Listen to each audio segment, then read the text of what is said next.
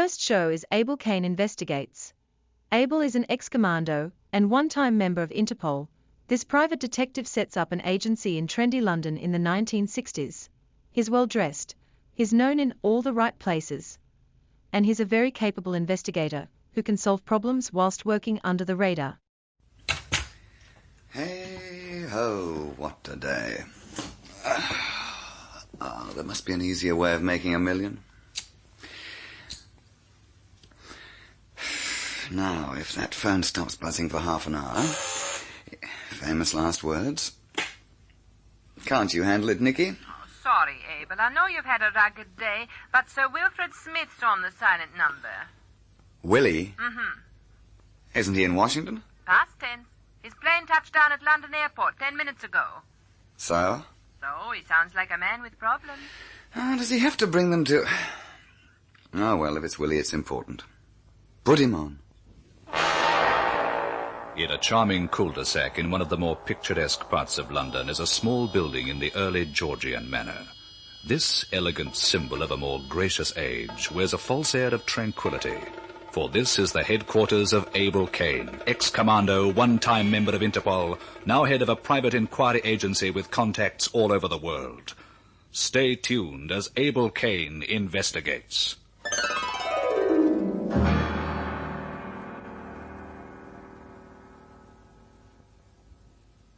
In my own mind, I shall always think of this case as the passing of Willie Smith.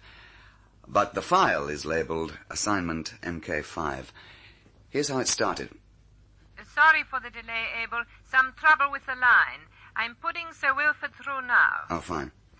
Hello? Willie? Willie? Is that you, Abel? Oh, Willie! Good to have you back. What seems to be the trouble? The MK5. Oh, you mean the plan to shelve it? No, I don't. I was warned in Washington that the details of the MK5 are already in the hands of the wrong people. Huh? What's that? You heard. Now, listen. I'll meet you at the Air Security, Nigel Scunthorpe's office, in 15 minutes. Can do? Can do. I'll ring him before I leave, make sure he's waiting for us. Right. I don't need to tell you just what this means, do I? If they've got hold of the plans of that plane, we're really in trouble. That would be the understatement of the year, old man. I believe I know what's behind all this. That's why I want you on hand. Well, don't keep it a secret. I'm sorry. Even phone booths had ears. I'll tell you his name when it... Willie. Willie! Willie! This I don't like at all. Nicky, have the car out front in 1 minute flat.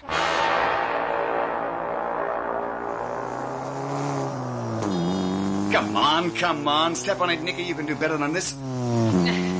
That suit you? We're practically flying at ground level now. Like the MK5. The what? The MK5, Mach 1 at ground level. Now, that plane's the real reason for whatever's happened to Wilfred Smith. You know what's happened to him, don't you, Abel? I've a pretty fair idea, yes. And if I'm right, someone's going to get the chopper, but fast. Shouldn't you have notified the yard? Oh, no time, sweetheart. Anyway, security might want the police in on this. We were in the war together, Nicky. Even then, he was more of a boffin than most, and the final version of the MK5's really his baby. Do I ever get to know just what the MK5 is? Not more than half a dozen people in England who really know what the MK5's all about. But Willie let me in on the ground floor just before he left for Washington. He's invented a fuel transformer unit. Hold it, Abel. We're here.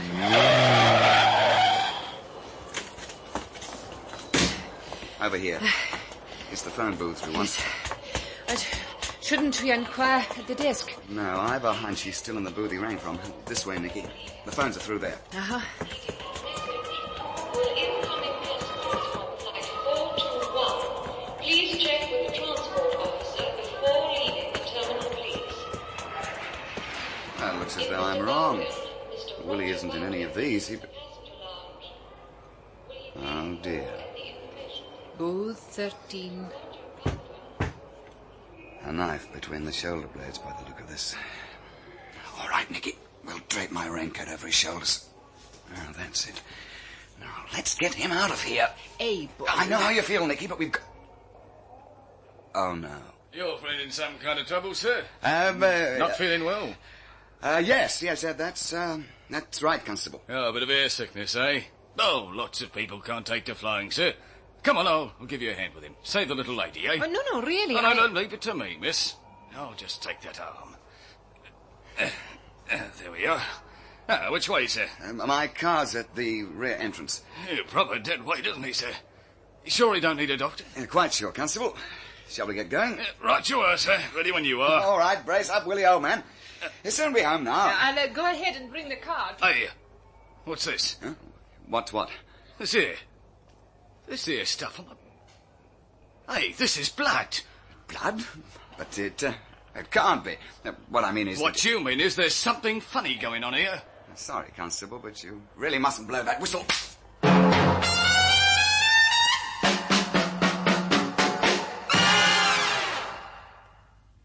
Now, look, Scunthorpe, I don't give two hoots for the trouble I'm supposed to have caused by walloping that constable and so forth. All I know is that when I got to the airport, Willie was dead, and I mean dead. All right, old man, take it easy. You don't have to convince me that you acted for the best.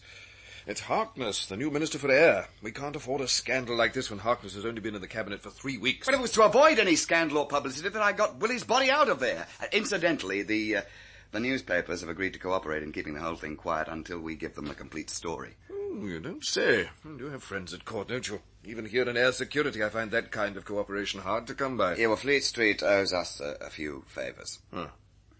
So you think it was Forsyth, eh? Well, who else? He was at the airport 15 minutes before Willie's plane landed. Left his name at the reception desk. But that doesn't make sense, old boy. Forsyth didn't know of our plans to convert his design. Sorry, can't agree. I think you're wrong, Nigel. You're wrong all the way down the line. He found out somehow. And with the misplaced zeal of the would-be Marxist, he decided to dump the plans in the laps of the opposition. Oh, but surely... Look, can't you see? He felt it his duty to guarantee world peace by handing over what is, in effect, our top military secret. Willie discovered what he'd done, so now our young idealist had to kill. And furthermore... Oh, no, hold it. It'll be Alfred Harkness, the new Minister for Aviation. Come in. All right, Scunthorpe, where is he? Close the door, Latham. So you're Abel Kane, are you? Now listen to me, young fella. Mr. Kane, I don't believe we've met. My name is Latham, Cyril Latham. I'm sure you understand Mr. Harkness' concern. I believe so. Then why the high-handed methods? Riding roughshod over the police, and Sir Wilfrid too, for that matter. He'd no right to go dashing off to Washington like that. No right at all. Mr. Harkness, won't you sit down? No, I won't. I want to get to the bottom of this business. People like Sir Wilfrid don't get stabbed in the back in a place like England. Since his relatives have already identified the body, Mr. Harkness, you might like to rephrase that remark. Now, see here, Kane. Cigarette, Mr. Harkness? Thank you, Latham. Now, why was Smith killed? That's what I want to know. Why? May I, Nigel? Please. Mr. Harkness... no, thanks, Latham. When you moved into the ministry, sir, you immediately decided to use a new broom. Nothing so unusual about that. Along with all the dead wood, you swept the MK5 out of the door, along with Wilfrid Smith. A £250 million project was scrapped just like that. Rubbish! And I merely wanted time to study the project in detail, that's all. To familiarize myself with what was, after all, a revolutionary idea. You, did say that nothing could be done for a year, sir. And a year might have been a year too late, Latham. We need the conversion bases now. And with Willie still at the ministry, we would have got those bases and the aircraft. Aircraft with a range of 10,000 miles at speeds exceeding Mach 2, and, because of Willie's fuel conversion unit, capable of flying on any known fuel. In effect, Kane, capable of flying on anything but water. Exactly, that's the big gimmick, a truly revolutionary gimmick. Willie went to Washington in a purely private capacity. I agree with you as far as that's concerned, Mr. Harkness. Why? Because he hoped to bring pressure to bear on the government, and you in particular, to force you into manufacturing the MK5. The Americans don't run my department, Mr. Kane. Maybe not, but they seem to know a whole lot more about what goes on in your department than you do. Now, see here, Mr. Kane. They knew in Washington that someone had blown the gaff on the MK5, Harkness. Did you know? I think I've endured more than enough of this, Kane. Latham, we're leaving. Just a moment, Mr. Harkness. You wanted to know why Willie Smith was killed, right? I'll tell you. Because some big mouth in your department dropped a clanger. Blabbed to Lionel Forsyth. Yes, that Lionel Forsyth. Told him, Forsyth, of Willie's improvement on his original design. Well, if you must know, I told the lad myself. Did you now? Then you might just as well have been there at the airport yourself. You might just as well have taken the knife that was going to kill Willie. Oh, now, really, Kane, that's going a little too far. Is it, Nigel? You know I'm right. Now, look. I number my close friends on the finger of one hand, Mr. Harkness. And losing friends is something I can't afford. So I hope the police get to Forsyth before I do. And I think you'd better hope for that, too.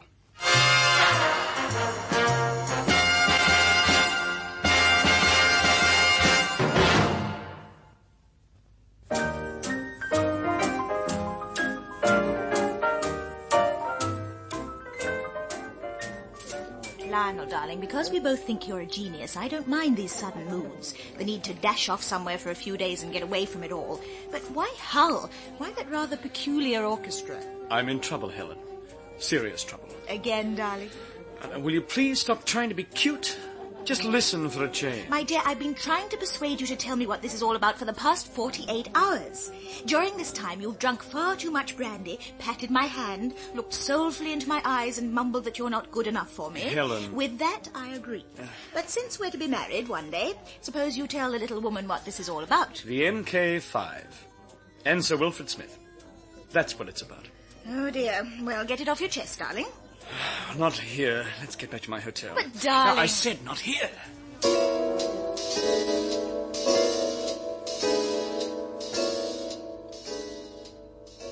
on, darling. What about Harkness? The new Minister for Aviation. Dear heaven, what a clot. Anyway, he and his offsider, a bloke named Nathan, Cyril Latham, called me in. I thought it was to be a discussion on the prototype for the MK5. Instead of which? Well, Latham left, and the minister, Harkness, went into the speech about economy and peace on earth and goodwill to all men and so forth. I know. I didn't see what he was driving at until he began to talk about the war potential of the MK5. Fuel transformation units. Ability to convert from a passenger aircraft to a long-range bomber flying at better than twice the speed of sound on any known fuel. He thought I knew all about that, Helen. And you didn't? Of course I didn't. Do you think I'd design a plane with one of the most lethal potentials of all time? Do you realize what they've done? They sneaked off behind my back and developed a modified plane that would turn my dream into the most deadly flying tank the world has ever seen. So? Well, then the minister told me that Sir Wilfrid Smith was behind the whole scheme. Oh. And as far as Harkness was concerned, very non persona grata. Off his own bat, that warmonger had flown off to Washington to try and bring American pressure to bear on our government. You said you're in trouble, Lionel. What do you mean? What sort of trouble? Well, you're never to mention this to a soul, Helen, because I was there at London Airport to meet Sir Wilfrid. To accuse him of trying to transform a thing of beauty into a deadly weapon of war. Come to the point, darling. What happened between you and Sir Wilfrid Smith? I've got to leave England, Helen. What? That's why I came here. But why Hull? This afternoon I arranged for a fishing boat to ferry me over to France.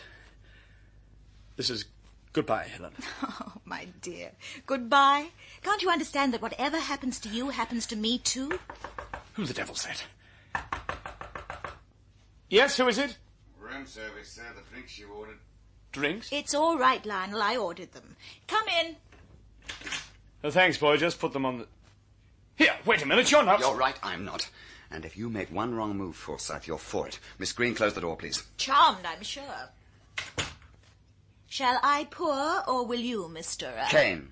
And you can forget the sophisticated dialogue, Miss Green. This is for real. Now, for a man on the run, Forsyth, you certainly blaze a trail.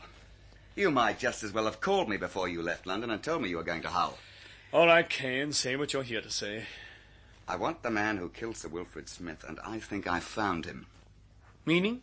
You were at the airport when he flew in, weren't you? Well, yes, I was. And you knew that Wilfrid Smith knew that you'd sold out, handed over the plans for your MK5... Right, all right, Kane, I've got the gun.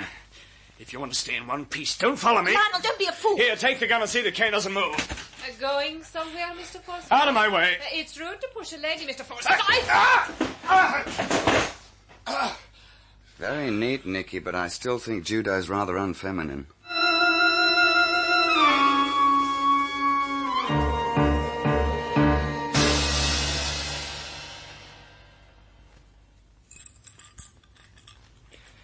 I must say this is an excellent Scotch, Kane. Excellent. Mm-hmm. Till you ruined it with ice. Have another. Why? To loosen my tongue or make me feel at home? Why, Latham, what a suspicious mind you have. All right, Kane. How can I help you? Well, first tell me about Harkness, the new Air Minister. Is he really the fool he appears to be? I've seen too many of them come and go to think he'll last very long. Does that answer your question? Almost. Didn't he know that Forsyth was purposely being kept in the dark as to the possible conversion of the MK5 to a technical bomber extraordinaire? Kane, you must understand that these new ministers like to form their own opinions.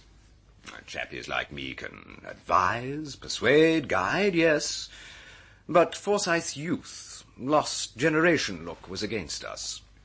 You see, Harkness... I believe he got into Parliament in the first place by patting small children on the head and making suitable noises. Needless to say, he's a bachelor. Now then, Forsyth is approximately the age of the son he never had. Uh-huh, so?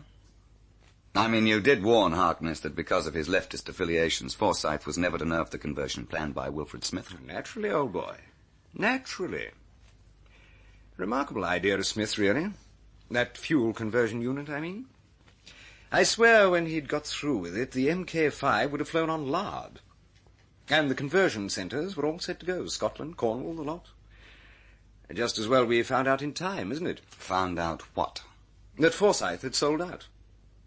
Oh, don't you see what would have happened? Just as fast as the MK5 planes appeared as civil aircraft prior to conversion, they'd have been shot down. What? With profuse apologies, of course, from them.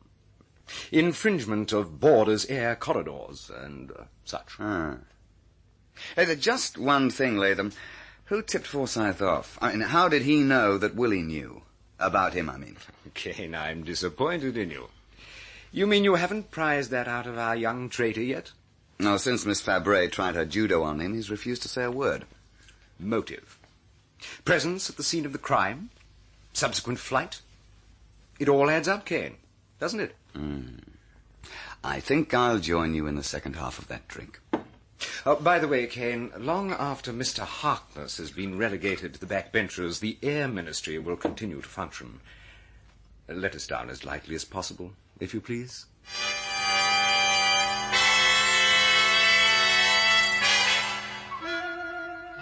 I don't understand, Kane, why you're going to all this trouble on my behalf. I know you can't stand a bar of me, so I repeat, why... Put a sock in it, Mr. Harkness, and let's see which way the wind blows, huh? Nigel. Well, I'm in the dark too, you know. Just so long as you got that tape. It's here, all set to roll. Fine. As for you, Forsyth, nary a word, understood? Yes? And since you asked, Mr. Harkness, let's say that in view of what you and Forsyth have come up with, I think you belong right where you are. Oh, well, I don't know about that. After all, it was the lad, really, you know, who...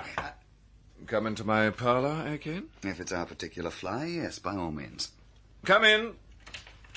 Oh, it's you, Latham. We were expecting, never mind. Come in and sit down. I hope I'm not intruding. I did get a message from you, Mr. Harkness. Oh, yes, so you did. It's my fault, Kane. I wanted my right hand here for the climax, so to speak. Climax? Yes, the man who caused poor young Forsyth there to commit such a dreadful crime. We're waiting for him now. Forsyth has made a full confession. So, you decided to talk, eh, young fellow? Very wise. Kane, we're all very grateful to you. Oh, one thing, Latham. The MK5. We're renaming it. It's now the FMK7. Brand spanking new. Devised by young Forsyth with just a little fatherly encouragement from yours truly. Makes even Wilfred Smith's finished product seem obsolete, eh? But, sir, do you realize what will happen? Forsyth will just hand over the details to... He can't if he's in the clink. Oh, now, his kind can find ways and means. Oh, yes, his kind do, don't they? Hey, do you know why we're calling it the FMK7, Latham? No? Oh, but of course, you don't know anything about this one, do you? Well, I tell you. The 7 stands for the number of the house in which I was born in Scarborough, number 7, Rose Crescent, Chimney Park. You know, in that house, Latham, I dreamed as a boy of getting into politics. Maybe one day getting to be as suave as your kind, Latham. The kind that know all the answers. The kind who advise bags of wind like myself on what's right and what's wrong. That's my job, sir, my duty. Yeah, all right, I think we'll play the tape now, Nigel. Coming right up. As I was saying, Harkness sees himself as something of a father figure. I believe he got into Parliament in the first place by patting small children on the head and making suitable noises. Oh, sir, Needless to say, he's a bachelor. Now then, Forsyth is approximately the age of the son he never had. Kane, this is outrageous. So?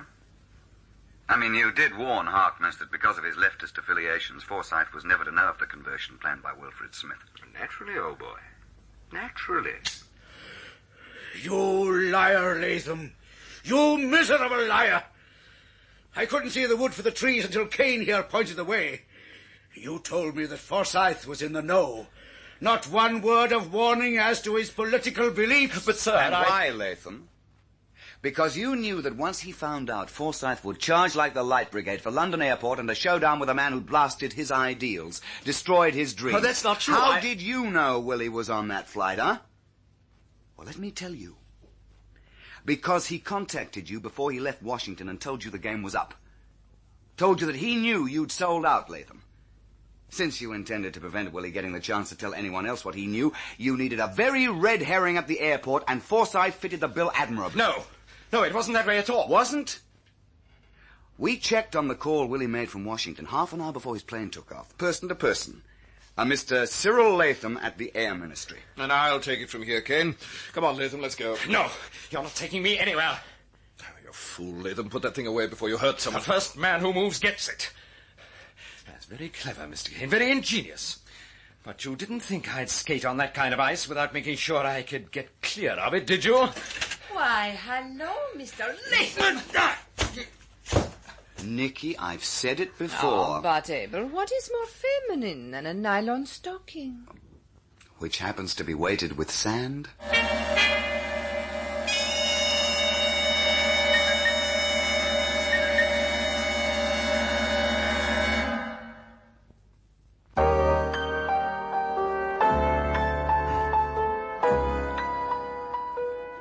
Why, Kane, that's what I can't understand. Latham just didn't seem the type. They never do. But friend Cyril was in hock to his forehead, and the plans for the MK5 provided the ideal way out. Furthermore, you, Forsyth, provided the ideal bunny. I did? Sure. Latham knew his man all right. He knew you'd run for your life when you discovered Willie. I think it was reaction to the realization that I went there to kill him myself for what he'd done to the MK5. Then let's dance, darling, before I lose you again. Excuse us, Mr. Kane, Miss Fabray. But of course. Of course. Oh, and just in case we wander out to the roof garden, it's nice to have known you. Come along, Lionel, and watch that left foot. You want to join them, Nicky? On the dance floor or the roof garden? I think I need notice of that question. Oh, then in that case, waiter? Oui, mademoiselle. Do you know anything about mixing vodka cocktails in this den of iniquity? Ah, but certainement, mademoiselle. Of all vodka cocktails, ours are the most stimulating. Bring two. Mr. Kane needs a charge.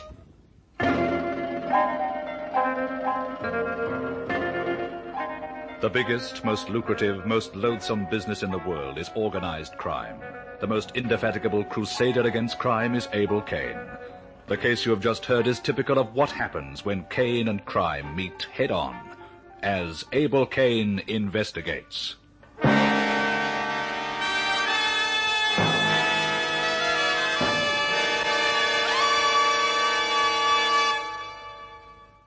Here is some radio history. Do you remember these old ads? These days, of course, we don't have cigarette ads anymore, but they were prolific back in the day. But anyway, you may enjoy these. In a world of fun and fantasy, and ever-changing views, and computer terminology, Commodore is news. Are you keeping up with the Commodore?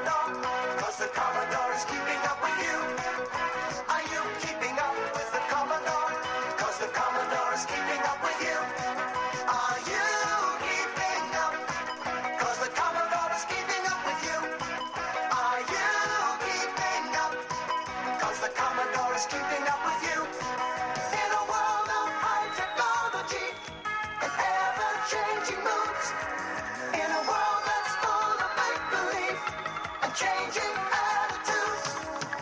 Are you keeping up with the Commodore? 'Cause the Commodore is keeping up with you. Are you keeping up with the Commodore? 'Cause the Commodore is keeping up with you. I remember long ago at me favourite picture show how I used to roll me jaffers down the aisle.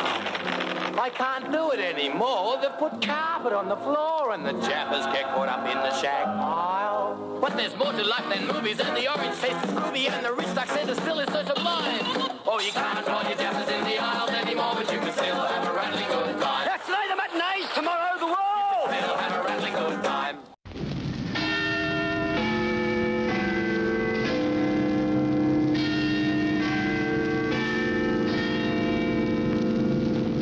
Ask, and you shall receive. I want some sausages and bacon and ham. Now ask properly. Hutton's Pineapple Brand. That's right.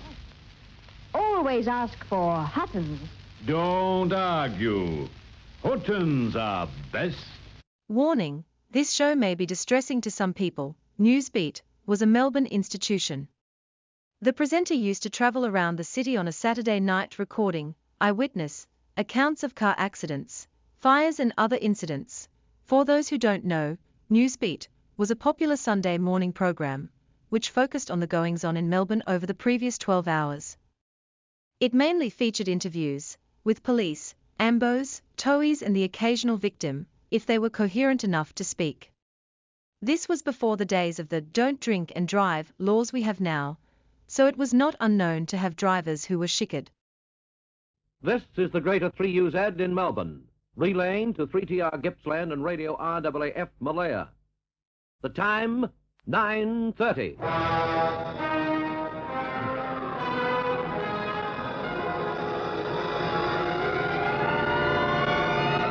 Newsbeat, presented by Castrol, the masterpiece in oils.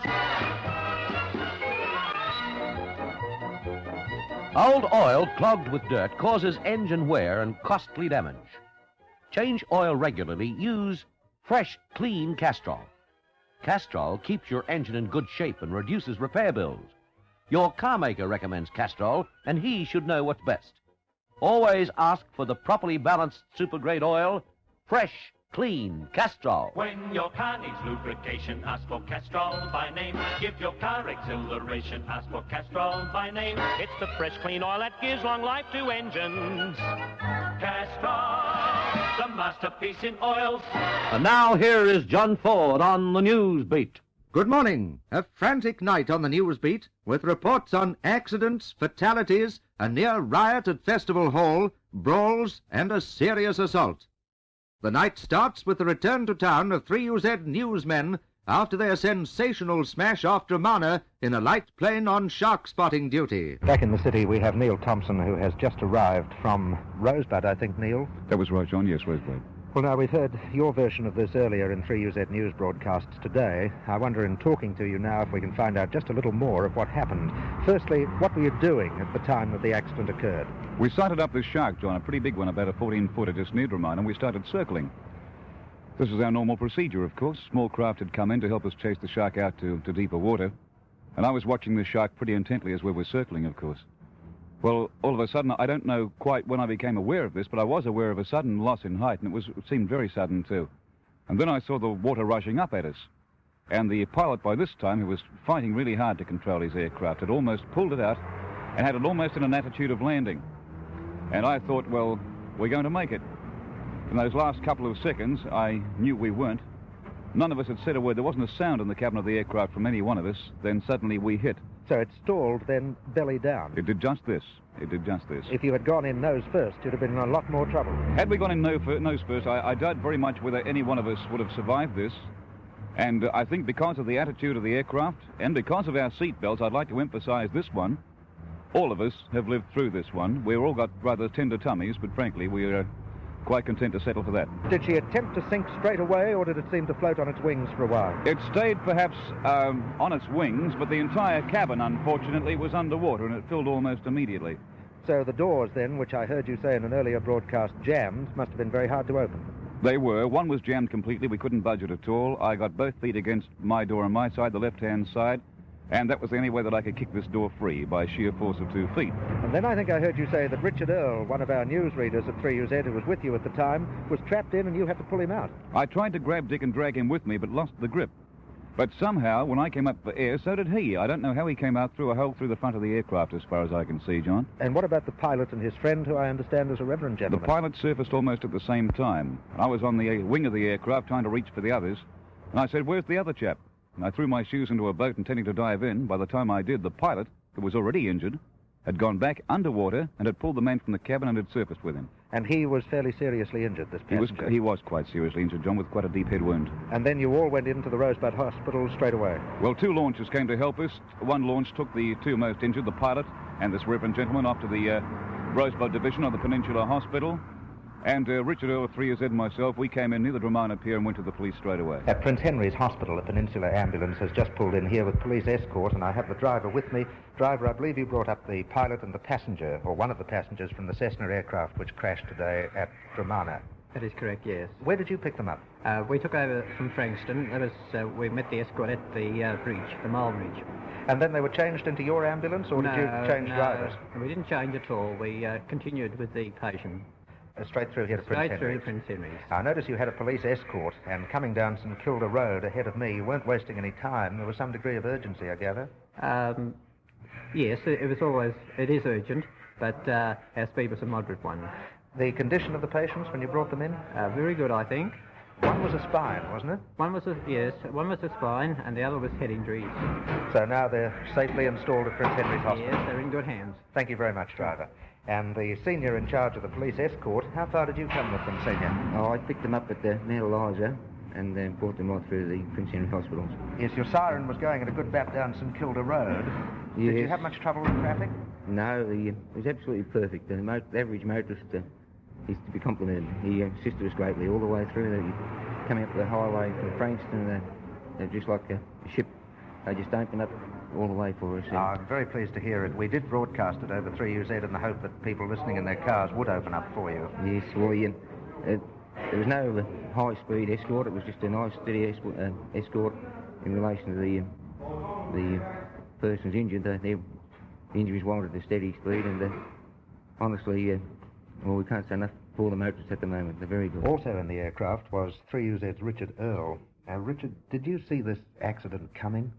Oh, for a very few seconds, John. It was only a flash sort of thing. It's still very, very foggy in my memory. I can see the water coming up, and that was it. A tremendous noise and water all over the place inside the aircraft. And Neil tells me you had some difficulty getting out. I had a little bit of difficulty. The back seat of that particular Cessna is not readily acceptable or accessible to the door. And with all the water and sand and seaweed inside the plane, it was very difficult to find a door or any opening at all. But luckily, just by feeling around with your eyes half open, you can find something if you're in a hurry. I think most of 3UZ's listeners know that you're a Canadian, Richard, and you are also a licensed pilot in Canada, aren't you, but not in Australia? That's true. I have a pilot's license in Canada, but it isn't validated here yet. And this, I imagine, would be one of your worst flying experiences. This has not been my best flight, I'll tell you that. But you'll fly again for 3UZ Community Services, no doubt? Sure, I'll do it tomorrow. The pilot of the plane is Dennis Berry, aged 22, now in a satisfactory condition in Prince Henry's Hospital with back and head injuries. Pastor Richard Duckett, 47, of Carlton, is now reported in a critical condition with head and internal injuries. Thompson was uninjured, and Earle was allowed to go home after treatment for lacerations and bruises. In the city, the Newsbeat round kicks off with a familiar incident in a familiar place. Outside the Royal Hotel, Gertrude Street, Fitzroy, an ambulance has been sent for here, and a man apparently quite badly injured, sitting down on a step here, blood pouring from him. Police already on the scene here, too. Has been a brawl constable here, hasn't it? That's right. Yeah. Fairly traditional corner, I think, isn't it, this one?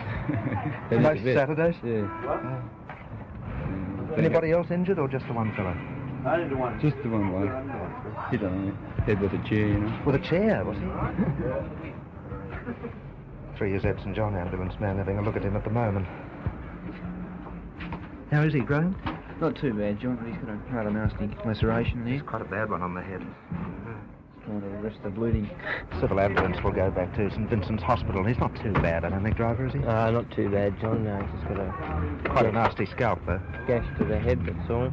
Well, a chair can do a lot of damage. I'll say. Somebody had a fight.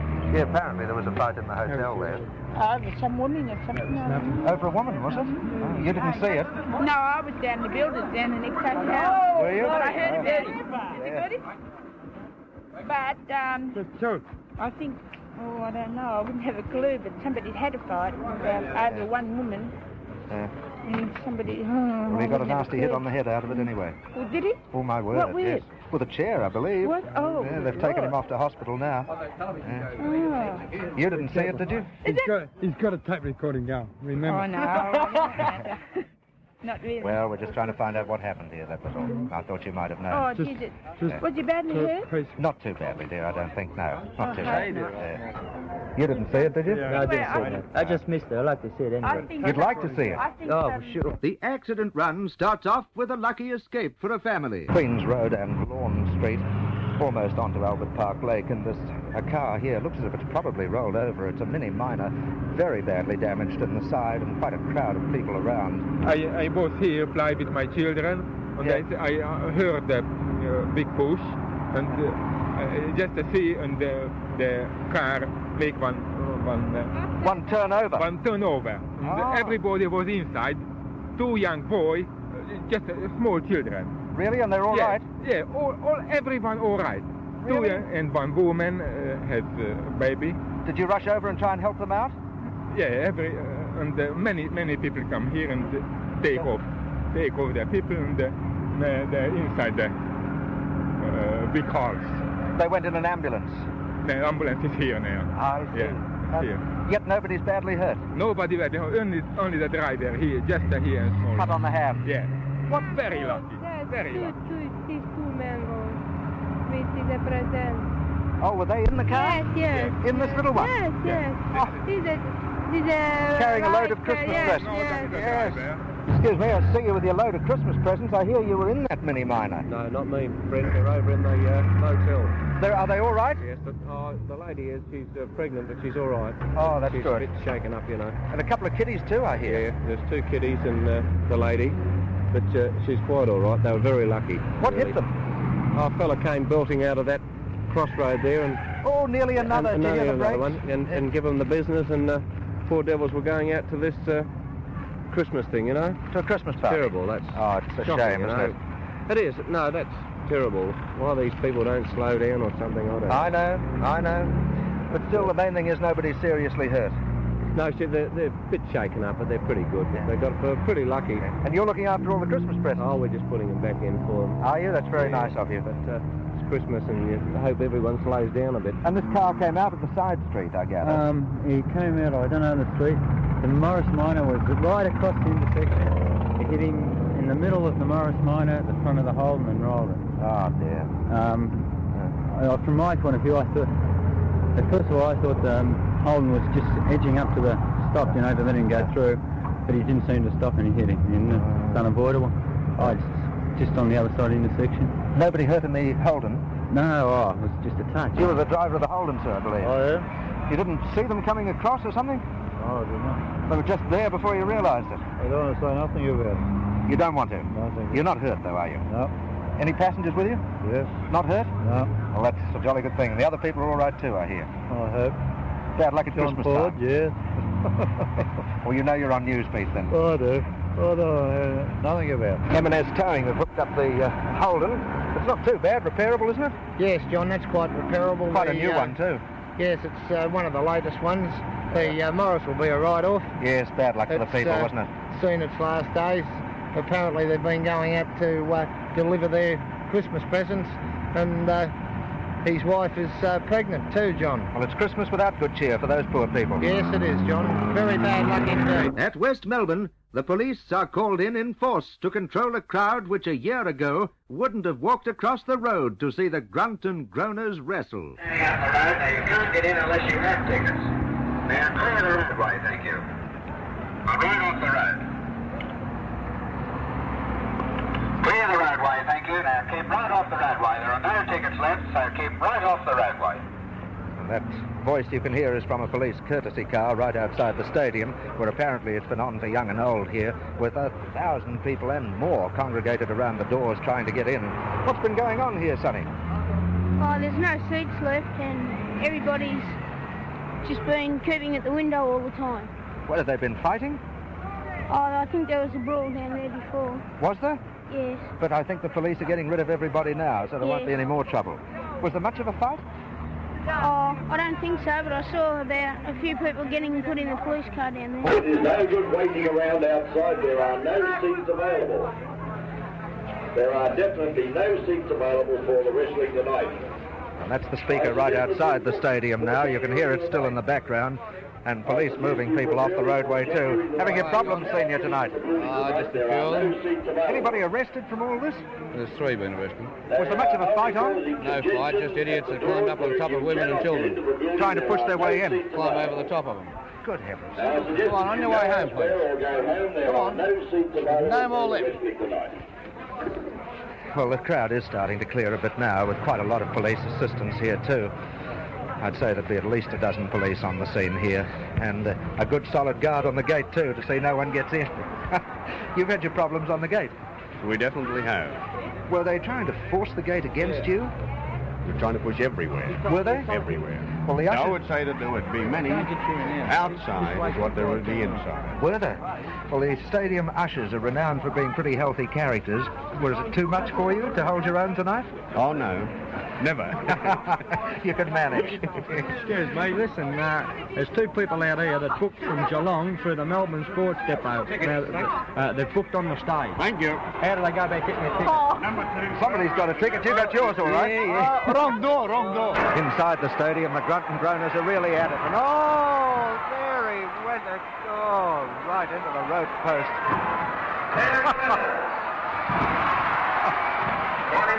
And it looks like a ball coming up too, I would think.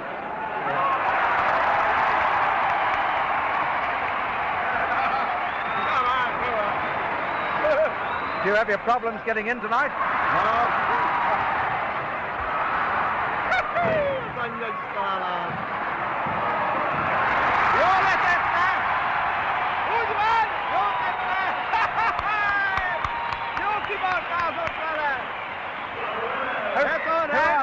Who are they? Louis. They Greek? No, Italian. Both of them? Huh? Both of them? Yeah, no. Oh, I don't know what about another one. You don't care as long as it's Oh, a good don't fight. care. Louis is an Italian, it's all right. Here's Jack Little, quite a night, Jack. Well, this is the most sensational thing that has ever happened in the 12 years that I have been in Australia, John, because Jim Barnett has brought a new era of wrestling to Australia, and this sensational crowd that you've seen outside, this is only the beginning, because the greatest wrestling I have ever seen in 33 years connected with the wrestling game. So it's on again like it used to be in the 30s? Yes, even better than ever before, and John, has all the wrestling fans know, for the first time in the history of Australia, a world's title changed hands here in Melbourne when Dominic DeNucci defeated Walter Killer Kowalski, and DeNucci is the most popular champion and popular wrestler ever to come to Australia. Well, I've never seen the stadium anything like this, have you? It's unbelievable, John. Do you come to the wrestling often? Quite often, yes, John. Best you've ever seen it? Fantastic, my word. While the crowds at the wrestling yell for blood, our roads are providing plenty of it. At the Alfred Hospital, a civil ambulance has just pulled in here, and I believe, driver, you've attended the scene of what has now proved to be a fatal accident in Brighton, isn't it? That's correct. What part of Brighton? I think they call it the Esplanade. And was it a pedestrian? Pedestrian hit by a car, yeah. When you arrived there, was the man, in your opinion, dead instantly? Well, not in my opinion, he wasn't. No, he died on the way into the Alfred. And death has now been certified here at the Alfred Hospital? Yes. Was he an elderly fellow? I reckon about 60. And on his own at the time, walking across the road? I believe so, yes. Here is the police report. A motor car with a New South Wales registration, driven by a 29-year-old man from Moorabbin, struck a pedestrian, Charles Battersley, 79 years, of 144 the Esplanade, Brighton. Battersley was dead on arrival at the Alfred Hospital. Life pronounced extinct by Dr. Williamson. Relatives were present. The superintendent and the coroner have been notified.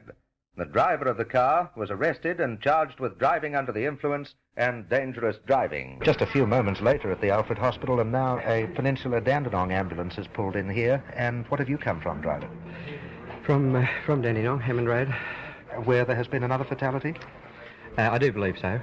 When you arrived there, what was the scene that greeted you? First thing I saw was a Holden up against the lamppost.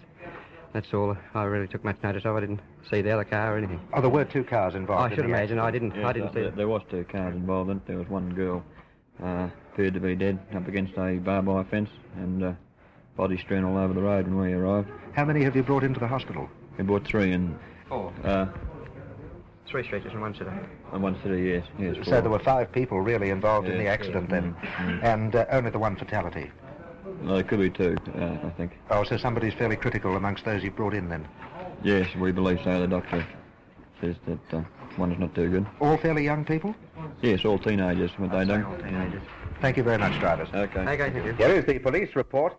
A motor car driven by Robin Crick, about 19, of 5 Oban Court, Frankston South, driving in Hammond Road, Dandenong, was struck by a car driven by Brian Ilbery of 2 Magnolia Street, Doveton. Killed Lynette Kane, 19 years, of 95 Hammond Road, Dandenong. June Towan, 22 years, of Albert Street, Dandenong. And injured Crick to the Alfred Hospital with head injuries. Ilbery to the Alfred with head and internal injuries. Rosemary Smith, 49 Turata Drive, Doveton, head and leg injuries to the Alfred Hospital. Kane was killed instantly and conveyed to the Dandenong mortuary. Towan was dead on arrival at the Alfred Hospital, the body conveyed to the city mortuary. Relatives have been notified. The most vicious and cowardly assault for a long time is made soon after. Outside 147 Edward Street in Brunswick, a woman lying on the footpath here, police in attendance. The result of an accident or what? No, not just drop down. She just fell down? Yeah, I don't know. She fell down, maybe somebody else. We don't know. There's quite a bit of blood around, isn't there? As if she's been hurt in some way. Oh, yeah, might be. We don't know. Are you a friend of this lady's? Yes, I know her. You know her? Yes. What's happened to her? You know, she come very drunk. Come another one man. I be suffer bed, I sick, you know. Oh, look me. You've been sick in bed? Yes, I sick in bed. They come. Other men told, please go home. She not wanted. She said to him, please go home. Now, he say, please go. Go. I give for you taxi. She say, I not want a taxi. I have fallen again here. She fell? Yeah. She self. Not somebody. Only herself? She wasn't pushed? No. And no car hit her? No, nothing at all. Civil ambulance will go back to probably the Royal Melbourne from here, driver? Yes, Royal Melbourne. How is the lady? Oh, only for a laceration to the head, quite all right. She'll be all right. And I think you'd like to borrow our St John ambulance man for a while, would you? Possible. All right, we'll go back with you and we'll pick him up at Royal Melbourne. Police trying to interview a few people over here at the moment now. Bag over the, sort of a bag over his shoulder, and what was in the bag I don't know, and he was blind drunk. Was there any sort of a fight, madam, or anything like that? Eh? Any sort of a fight or any blows no, the poor woman was lying on the pavement. There couldn't be any fight because he was kicking her and hitting her. Oh, he was? Oh, I saw him. Well, I was talking to that lady in the brown coat over there. She said the lady just fell and hit her head on the gutter. But you saw her being attacked. I saw her being attacked. And the man, what did he do after the attack? Well, he hit her and kicked her and kicked her and hit her and kicked her, and then she couldn't move, and he put the bag was over his shoulder, and he just swore, and I sang out to him. I said, "What are you doing to that woman?" And he sang, and he went up there and went up right up there. Was he a young man? Oh no, he was a man about 40 to 50. Because she is quite an elderly lady, the one who's been attacked. Is she, poor thing? Police on the scene here in a divisional wagon, and are you taking this as an assault, Constable, or are you still investigating to find out what really happened? Well, at the moment, it will be investigated. We think it is an assault, and we'll be getting more particulars, and in fact, there is a witness who saw the alleged offence. Yes, I've spoken to her. Yes, well, we'll be giving it to the Brunswick CIB. And having a look for the man she described. That is, well, we haven't got much of a description, but people will have to... Enough to start, anyway. Enough to start. Thank you very much, Constable. And then, news of a country fatality. Here is the police report. A car driven by Graham Dinney, 18 years, of Devonish, left the Benalla-Yarrawonga road and struck a tree 19 miles from Benalla. Dinney was dead on arrival at Benalla Base Hospital. Relatives have been notified, the body conveyed to the mortuary, the superintendent and coroner notified. For police and ambulance, it's a busy night, and the stacks pile up with almost monotonous regularity. Berkeley Street and Summerhall Street in Footscray. Quite a lot of activity here with police on the scene and 2 badly damaged cars. What's the story on this? Oh, I wouldn't know. All I know is one's stolen. This one here is stolen. Stolen? Yeah, apparently. So I just heard some chap chased him up the road. And the police are trying to find out now who chased him up the road. And he's shot through, of course. He's gone. Yeah, they're both gone. One went to hospital, I believe. There were 2 of them, is it? Yeah, 2 cars. The other one's up there on the back of Modern, and the other one's both allocations. One to Rising Sun and one to Modern. Anyone badly hurt in that ambulance I saw going past? Well, could be. I wouldn't know. I mean, there's a fair bit of damage on the steering here of this one. I believe there was a chap walking across the road. If these cars had to come together, we would have got jammed between the 2 of them, as far as we know. Yeah. But this chap apparently has gone. There's been no word of it at all, and we don't know anything as far as that goes. Were you close by when the accident occurred? I suppose about 15 to 20 yards up.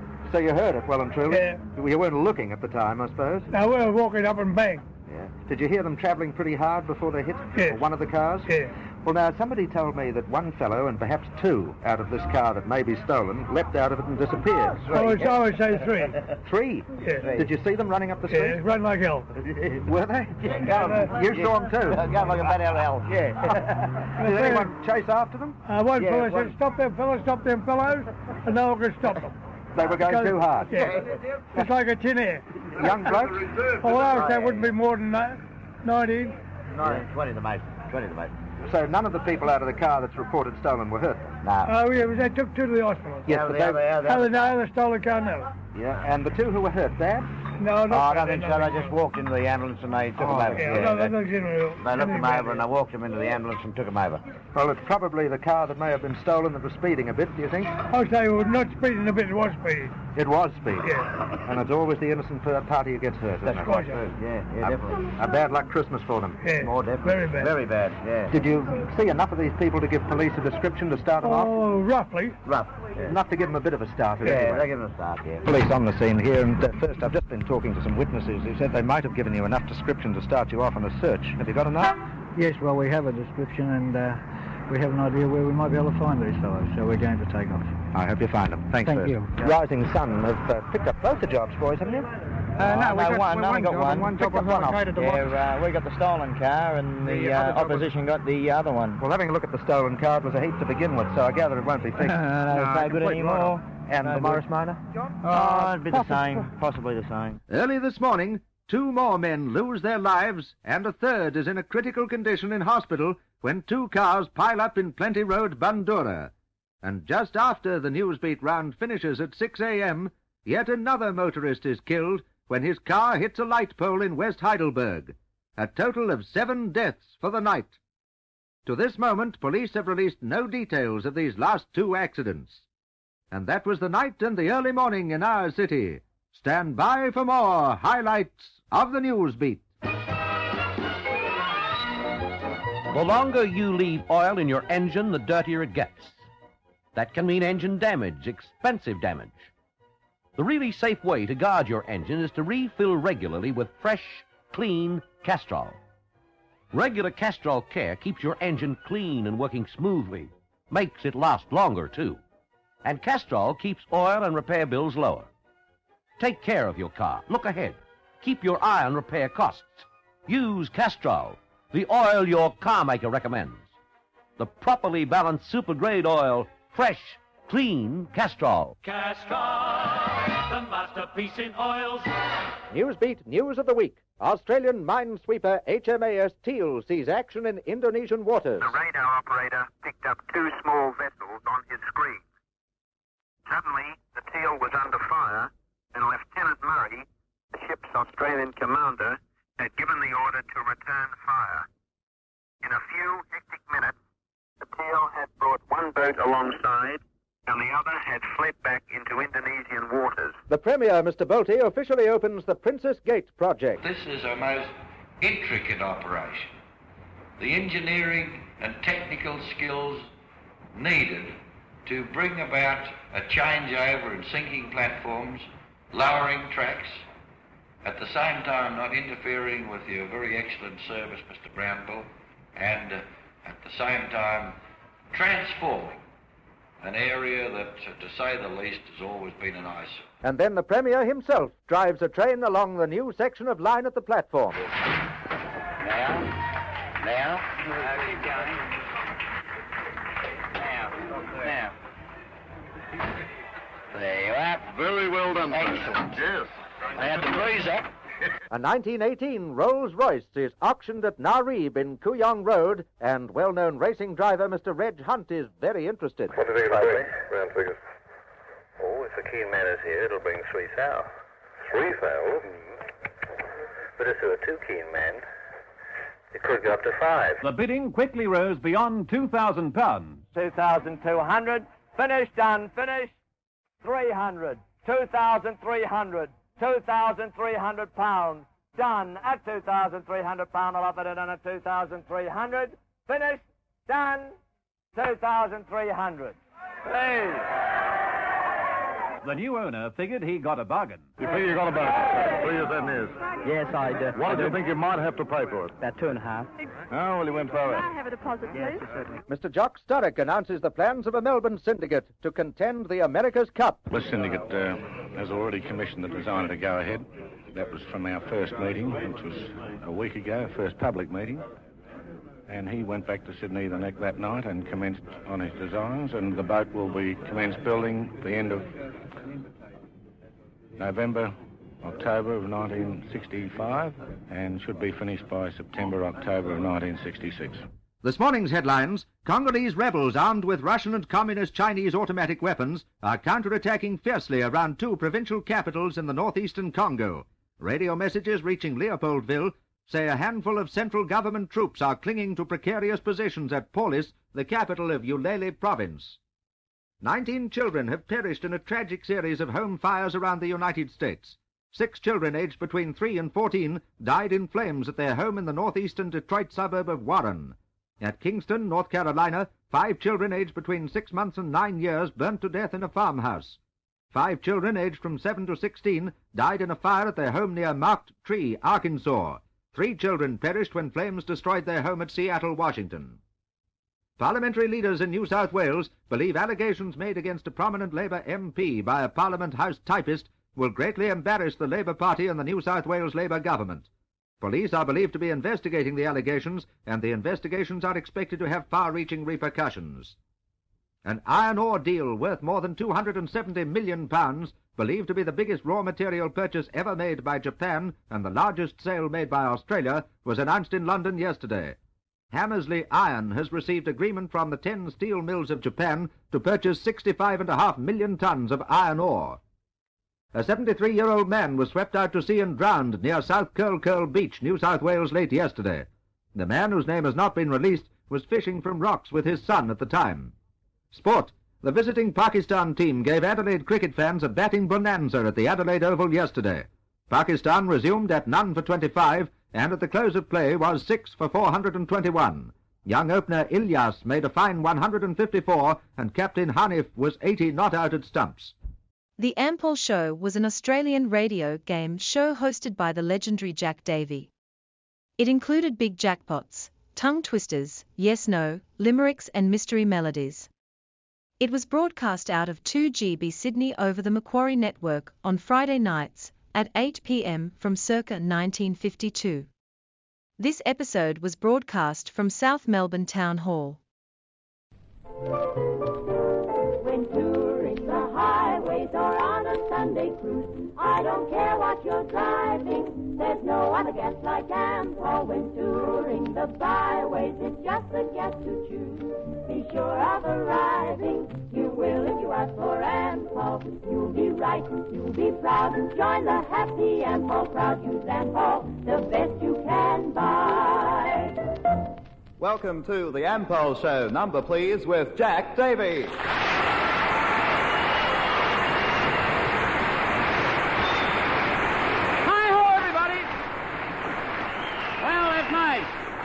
thank you. Once again, your Ampol show comes to you from Melbourne, and tonight from the South Melbourne Town Hall. This is Jack Davies saying, Ampol for... It's your old Ampol show as usual, and who wants to change it? It's plenty of fun the way it is, with plenty of chances for plenty of people to win plenty of Ampol gifts, such as a Pinox Sewmaster sewing machine. What have you got there, Ralph Rickman? A Wilkins Service Superheat washing machine. A luxurious flight for two to any one of the 50 places visited by that Super Service TAA. A BGE electric range. A Dishmaster dishwashing machine valued at £139.10. And here's my first contestant. It's Mr. Arch Chalmers. How do you do, Jack? I'm nice fine. to be here. That's nice. I'd like to shake you by the hand, Arch. Thank you, thank you. There's your Ampol pin. Who's your nearest Ampol dealer? Harrington Motors in Mount Alexander Road in Essendon, the Ampol people, and they give good service when we go there. As a matter of fact, 2 years ago, I think it was, you were motoring over here, and you were giving out vouchers. Oh, you remember right, that? yes. I think it was 2 years ago. It might have been longer. Well, my wife went and she caught up with you just outside the Faulkner Cemetery. And, oh, well, that's nice. It was outside the cemetery. And, just a stone's throw, yes. And you had much pleasure in giving her a voucher, and we started using Ampol, and that put us on the right track. So that was the start of it. Well, would you take this? This entitles you to a free, complete chassis lubrication service with the new Ampol Wonder Grease. You can have your car Ampolized. What do you drive? A Morris Minor. That's Jack, fine. A Morris Minor. Thanks now, very much. Now, that's all right. Now we're going to hear you sing. Yes, well, after a lot of trouble, Mr. Kentwell decided the only song that would suit my voice was The Old Grey Mare. That old classic, of course. What is it you do for a living? Actually, I'm a welder, to put it briefly, Jack. A welder? Yes, I weld. An oxy welder? An oxy welder and you haven't electric spent some time with Arthur Murray, have you? No, I should have. Just as well I'm first on the program, I'd be so nervous. Yes, that, as a matter of fact, if I was last on, I probably wouldn't even make it. If the music was right, I was going to join you for a waltz. All right, let's go.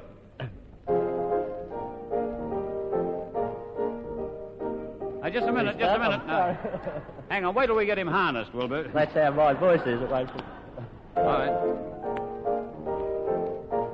The old grey mare, she ain't what she used to be, ain't what she used to be, ain't what she used to be. The old grey mare, she ain't what she used to be, many long years ago.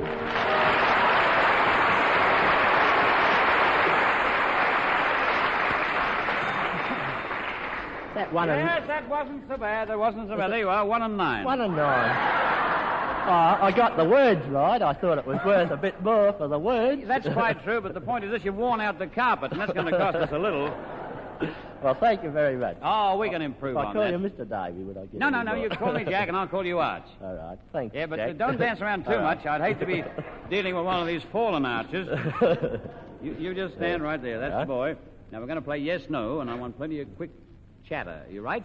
Yes, here's the buzzer. All right. Full name? Archibald Arthur Chalmers. Archibald Arthur Chalmers. That is right. Born in Melbourne? I was born in West Brunswick. In West Brunswick, right here in Melbourne? In Melbourne. And you work now, you've got your own business, have you? No. Never mind, Arch, you tried. I knew that would happen. Well, you've still got a chance, you can win £5. £5 or a consolation prize. Right, now, all you have to do is just to say a little tongue twister.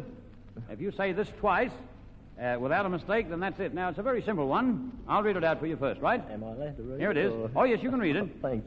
I'll read it out for you. A skunk sat on a stump. The skunk funked, the stump stunk, the stump funked, the skunk stunk. Which stunk, the skunk or the stump? All right, off you go, and good luck. Yes, thank you. Here it is. The skunk sat on a stump.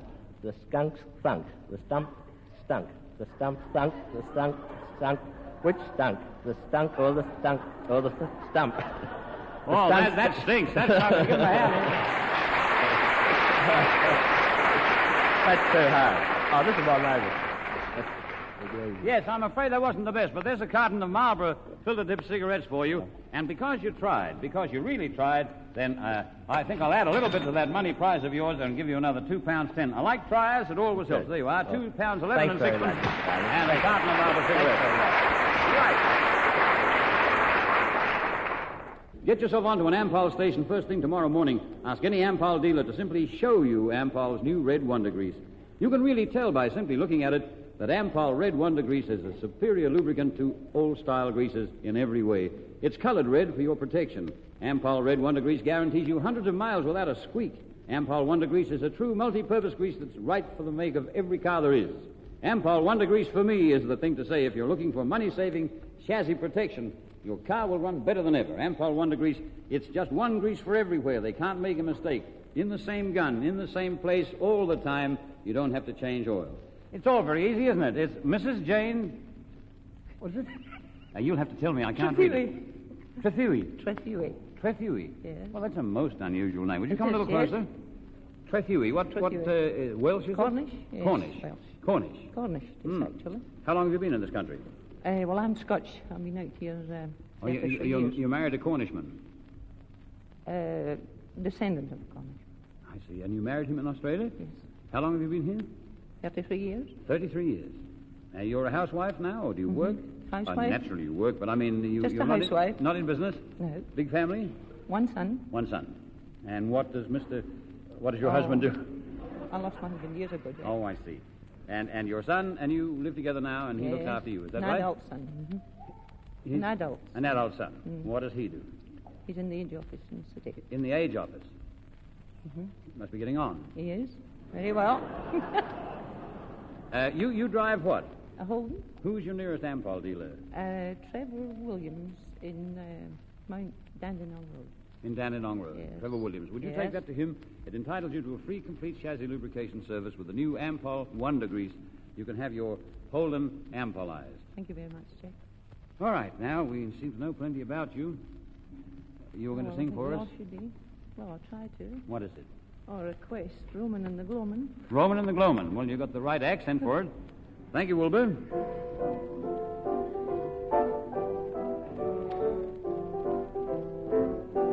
Roman in the Gloman on the bonny banks of Clyde. Roman in the Gloman with a laddie by my side. When the sun has gone to rest, that's the time that we love best. Oh, it's lovely roaming in the gloaming.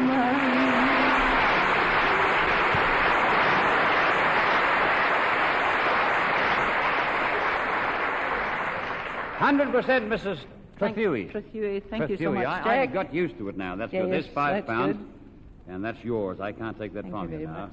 We're going to play yes, no. It doesn't make much difference except that it'll stop you getting to the Ampol treasure house if you don't get through, that's all. Mm-hmm. But as far as the 100 pounds is concerned, well...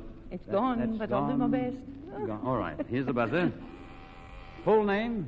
Janet Fife Trethewey. Fife? Fife. F-I-F-E? F-Y-F-E. Oh, that's a family name, is it? It is. Good. That's very good, that. Fife. Fife. And you were in this country for 30 years? 33 years. Did you work when you first came here? I did. What did you do? Shop assistant. In a city store, was it? It was. What did you do? What counter? Haberdashery? Not the haberdashery. No. Well, what was it? Delicatessen. Delicatessen? It was. Oh, foodstuffs and things like that. Food. Oh, that was good. And then you graduated from there to married life after that. Yes, that's it.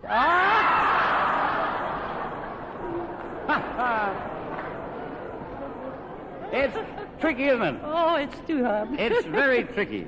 We should have stayed in the delicatessen shop, you know. we were going so well in there. Yeah, we were too. Well, never mind. Never mind. Well, I've got 5 pounds. You have, and if you can say a tongue twister for me, you can win another 5 pounds. Oh, well, that's fine. It's fine, isn't it? Mm. I'll give you a fairly easy one. Thank Oh, you, you should know this. 6 thick thistle sticks. You've got to say that 6 times quickly. There it is. Off you go. Right. 6 thick thistle sticks. 6 Well, you've gone. You see, it's not easy, is it? Isn't it dreadful? Short and sharp tonight, wasn't it? It's my one. Okay, on your way. Thank you very much. Good evening, Dick. Well, now, you're a happy soul. I like that. What's your name? My name is Bill. Please call me Bill. Bill? Yes. All right, that's Bill. Right. Bill Crikey's. Crikers. Crikey's? Yes, I'm from Holland. You're from Holland, are you? Yes, that's right. Well, that's fine. There you are. I'll pin that in your lapel. That's an Ampol pin. Well, now thank you very much. Tell you, what's this? Oh, that's the copy of my I song. thought it was the Hague Treaty he brought. Goodness me. What's this, a copy of the words? Yes? You going to sing this much? Well, I don't know how far I get. What's this here? This is... That's just something I jotted down myself. You did? In case you ask me these questions, I might run out. Oh, I see. Oh, I know how many children he's got.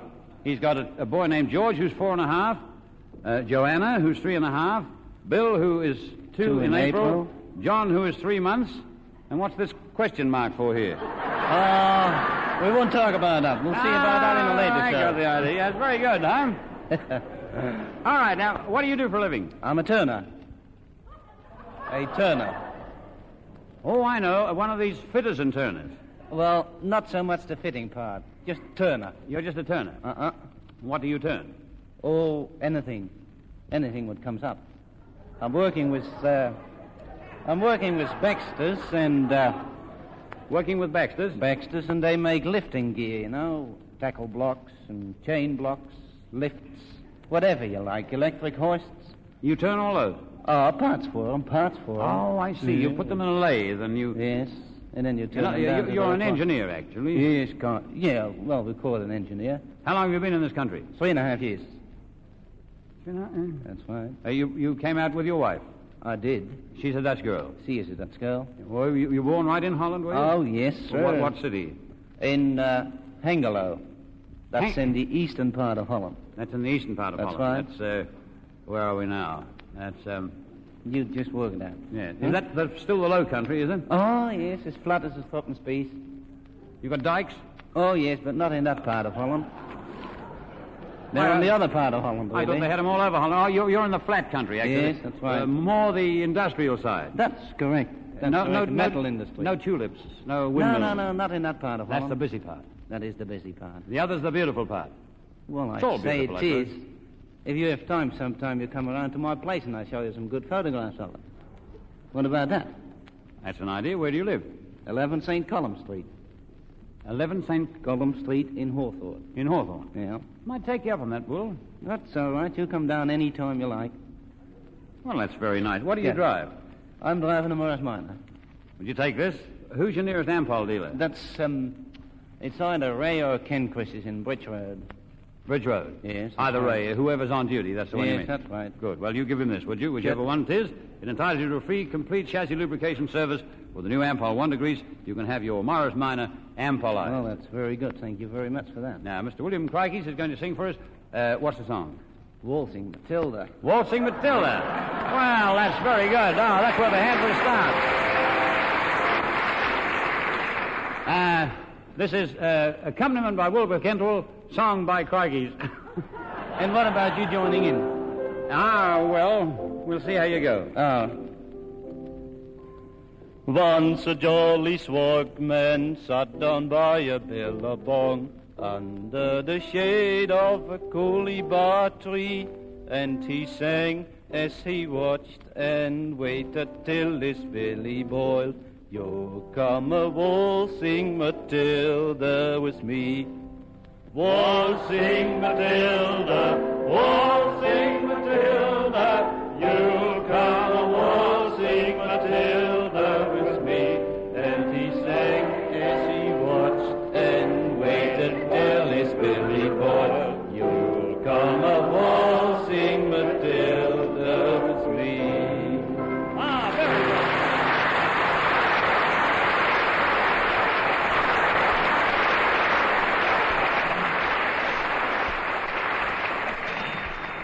There you are, £5, because you sang that very nicely indeed.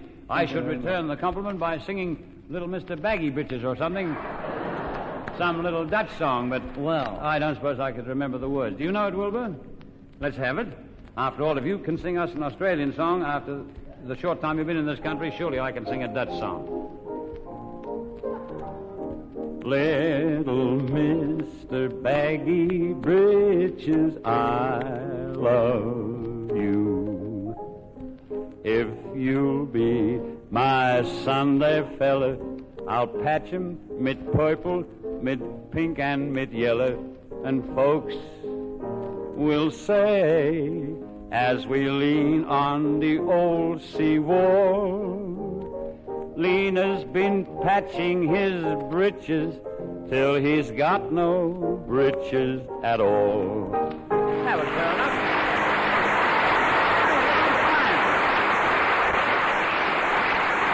This is the hardest part. Yes, I suppose I it mean is. the part that comes now. Yes, no. Well, would you like? I've done this before, but I can do it again. Would you like to do all your talking in Dutch? Or Well, if I'm allowed to say yes or no, you might know, you see. No, I'm not sure what yes and no is for Dutch, or what Dutch is for yes and no. Oh, it wouldn't be fair to the others, wouldn't it? No, I don't suppose it would. I like that, Bill. Okay, we'll do it in English, huh? Well, let's try it. Let's try it. That's fair enough. Right, ring the buzzer. Full name? William Crichus. William Crichus. That's all. That's all. Mm-mm. That's just, Well, that was Dutch. Yeah, that passes. Yes, it was. That passes in any language for yes. Does it? Yes, and you've had any children born in this country? You must have, because one is 3 months old. I have 3 children born in Australia. Oh, that's good. They're Australians now. Well, of course, you are, and so is Mrs. Crichus. And does she do any work at all? No. She hasn't got the time for it. Well, I said no first, and I shouldn't have. I said no, she was a new... Well, you said it, Bill. There's nothing we can do about it. Did I? Yeah. Oh. How comes? How comes? You asked me. Yes.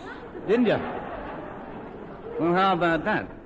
Well, there's nothing I tell you what, you play yes, no with me, and if I say yes or no, it discounts yours. How's that? Well, we'll have a try. Right, here's the buzzer. You ask me what questions you like, and I will Well, give you here's the truth, my the next- whole truth, and nothing but the truth. Here's my next contestant, Mr. Jack Davy. Not so long ago, I read a story about you in the newspaper. Don't believe what you read. Oh! They tell me you've been born in New Zealand. That is quite correct. Can't you say yes or no? That would be difficult at the moment. Would it? It would be difficult because, after all said and done, that's exactly what I'm trying not to say. Yeah, but I'm trying you to get you to say yes or no. I would say it, but the whole point is this, that if I did say either, then if I said the negative one, that would make me sort of null and void, and if I said the positive one, it makes me a yes man. Oh, you're lasting longer than I do. You said it. That's right, I said it. You said it, man. All right. He's my old Dutch. He's all right. Well, I'm going to let you ring the Ampol Treasure House because what happened was we sort of wiped your yes-no off because I said yes. So you pick up the Ampol Treasure House phone, Bill, and do what you can. Any number? Oh, any number from 1 to 50. Just dial it with one finger. Ampol Treasure House, number please. Number 21, thank you. Number 21 is a Wilkins Service Superheat washing machine. Wow. That's good.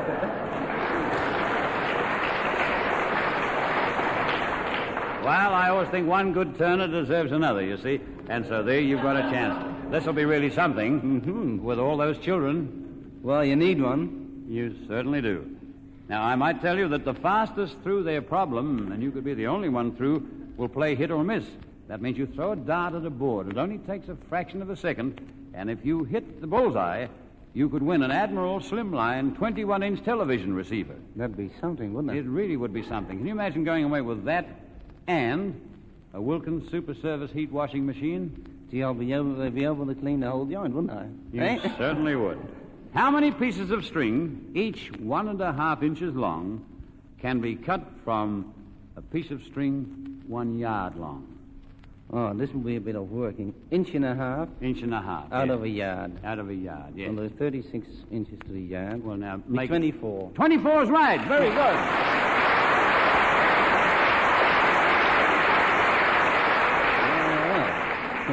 Big night, huh? Well, here it is. You have won a Wilkins Service Super Heat washing machine. Sold all over the world on superiority. Well, take that, William Crikey's, take that home to Mrs. Crikey's, and what'll she say? Crikey's, he couldn't miss. It'll be a colossal night. Now, who knows, you may be faster through, so don't go too far away. We might call you back to throw a dart. Well, thank you very I'll give you a much, practice Mr. run at that, too. Yeah. Give him a hand. Nice boy.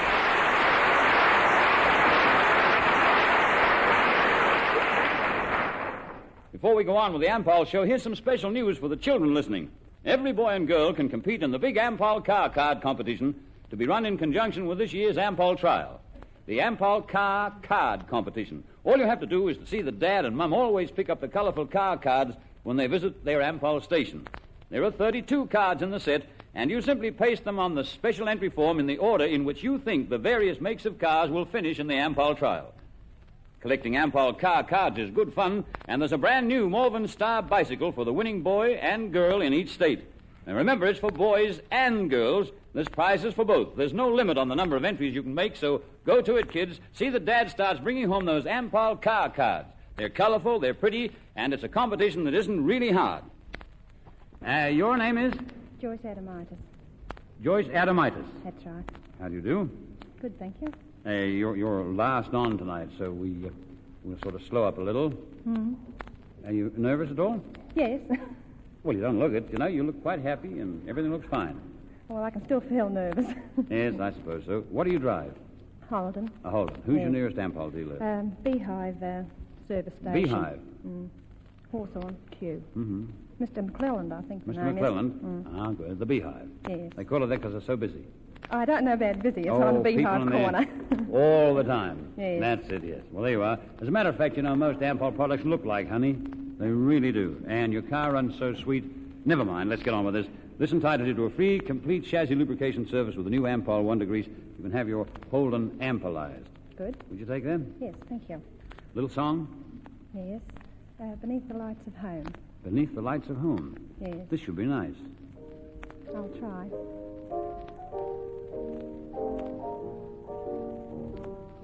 Can see the lights of home shining brightly o'er the foam, beckon to me while I roam away from lights of home. Can see somebody there, loving eyes and silver hair. I can see her kneel in prayer with the lights of home. In that little old sleepy town, nothing happens when the sun goes down.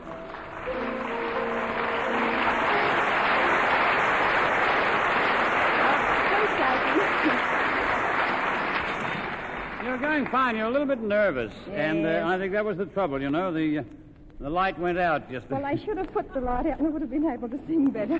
Well, there you are. You went pretty well. There's £4. That's... You got almost through the song, so Good. that's not bad. Thank and you. we'll play yes, no. Good. Here's the buzzer.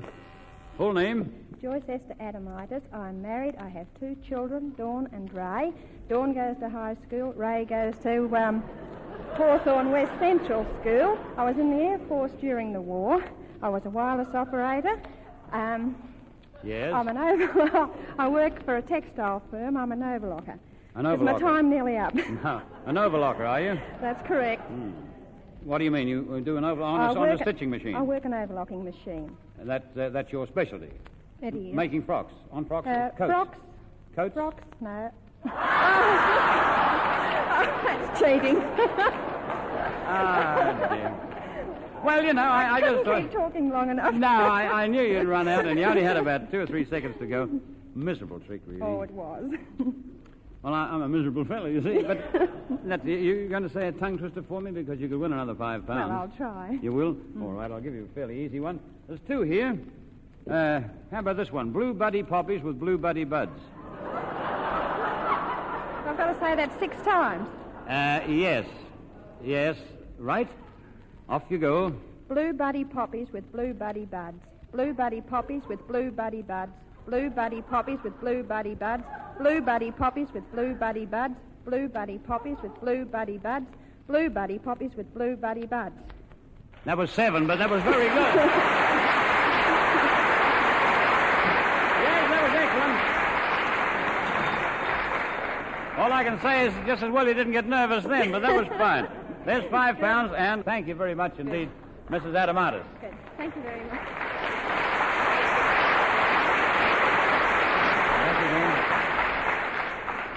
Well, my Dutch friend, or I should say my very good Australian friend now, would you take that dart, Bill? Now, look, there's the bullseye. You can stand just Right up there, that's fine. You can lean forward if you like. Now try and hit the bullseye, because if you do, it means... Ah, what a shame. He's gone up to one side, but you've stayed in the inner circle, so you get 2 presents. For a start, you get a complete set of Gayware plastic kitchen aids, including the new canister sets. The value of this complete set is £25, so that means a very, very nice... yes, a very good night for me, thank you. You got through your problem in 9 seconds, and you had a chance to win the Admiral Slimline television receiver, which is in the bullseye. I think you were as close as 2 feet away throwing the dart, perhaps even a little less, but it's not easy even at that distance. I know. And as well as that prize, because you got in the black circle, you take away with you a little supper, biscuits and cheese. There's a pound of biscuits and 40 pounds of cheese. This is going to cost you a long, long time. There they are. Thank you, Bill. That's all yours. And don't forget to pick me up on that... Well, I just might do that. You never can tell. But right now, it's goodbye time from the Ampol Treasure House, and remember to keep using... read that for you. Well, off you go. Well, it's goodbye time now from the Ampol Treasure House, and remember to keep using Ampol. The best... It's Ampol, not Impol. Ampol. Oh, you try again. The best petrol you can buy. In your district, you'll find a modern Ampol station waiting to give the kind of service you want. Service planned by an all-Australian company for Australians and new Australians. Until the same time next week, this is Bill Clyker saying good night, Melbourne, good night, Australia, and thanks for listening.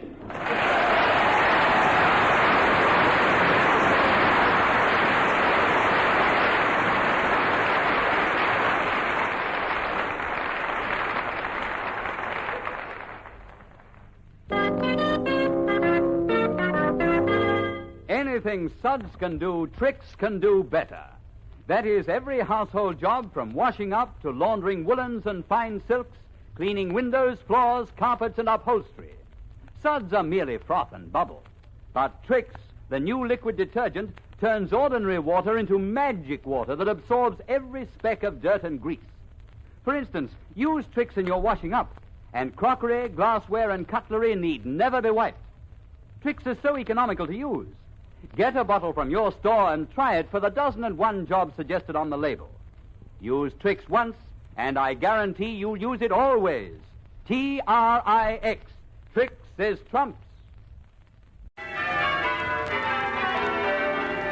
When the bells ring in 1957, the Australian Road Safety Council urges you to make your resolution. Drive for road happiness. Presenting Biddy P. I'm as tasty a dish as you could wish upon your plate to see. Chops and chicken, steak and fish, love my company. Hot or cold, I taste so good, the kiddies shout with glee. They love to savor the fresh mint flavor of Biddy, Biddy P. Say Biddy's Peas, please. This is a classic Australian story set in 1900. Picnic at Hanging Rock tells the story of 3 Australian boarding school girls who inexplicably vanish on a field trip to a remote and historic landmark, the Hanging Rock. While the surface level plot is about figuring out what happened, the answers always remain inscrutable, inviting only more questions. Is the culprit supernatural, allegorical, or an ugly reality? Maybe it's a little of all 3.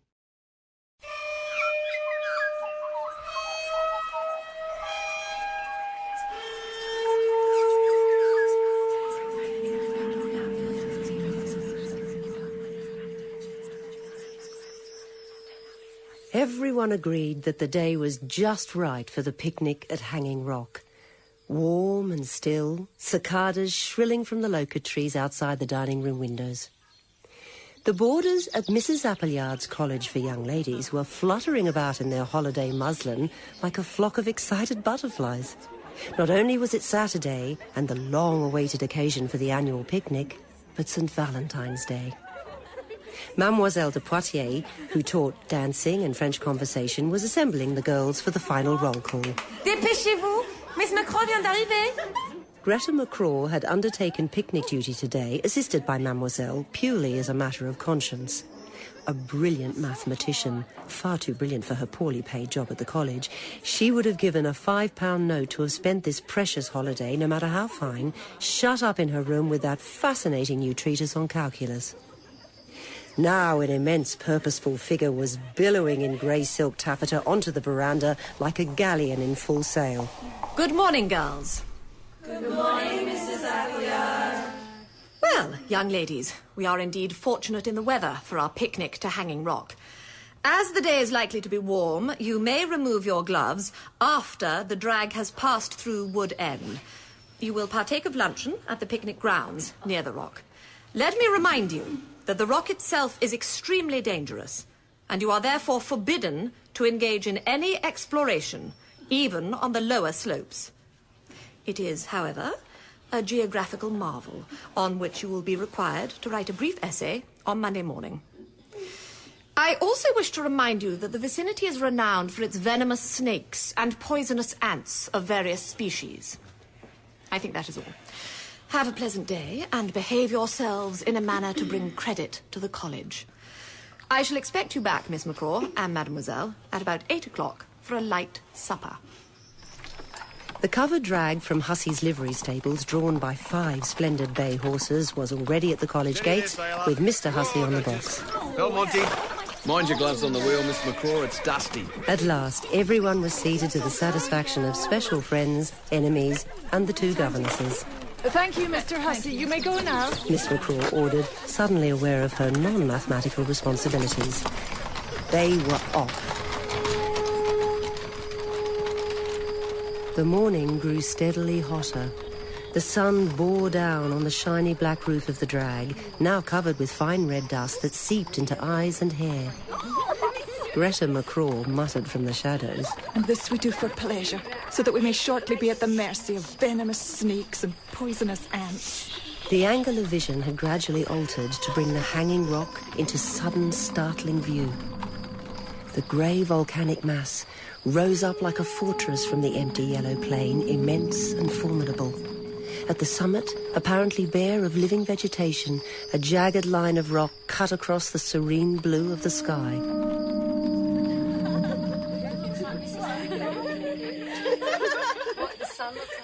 Lunch had been set out on large white tablecloths, shaded from the heat of the sun by 2 or 3 spreading gums.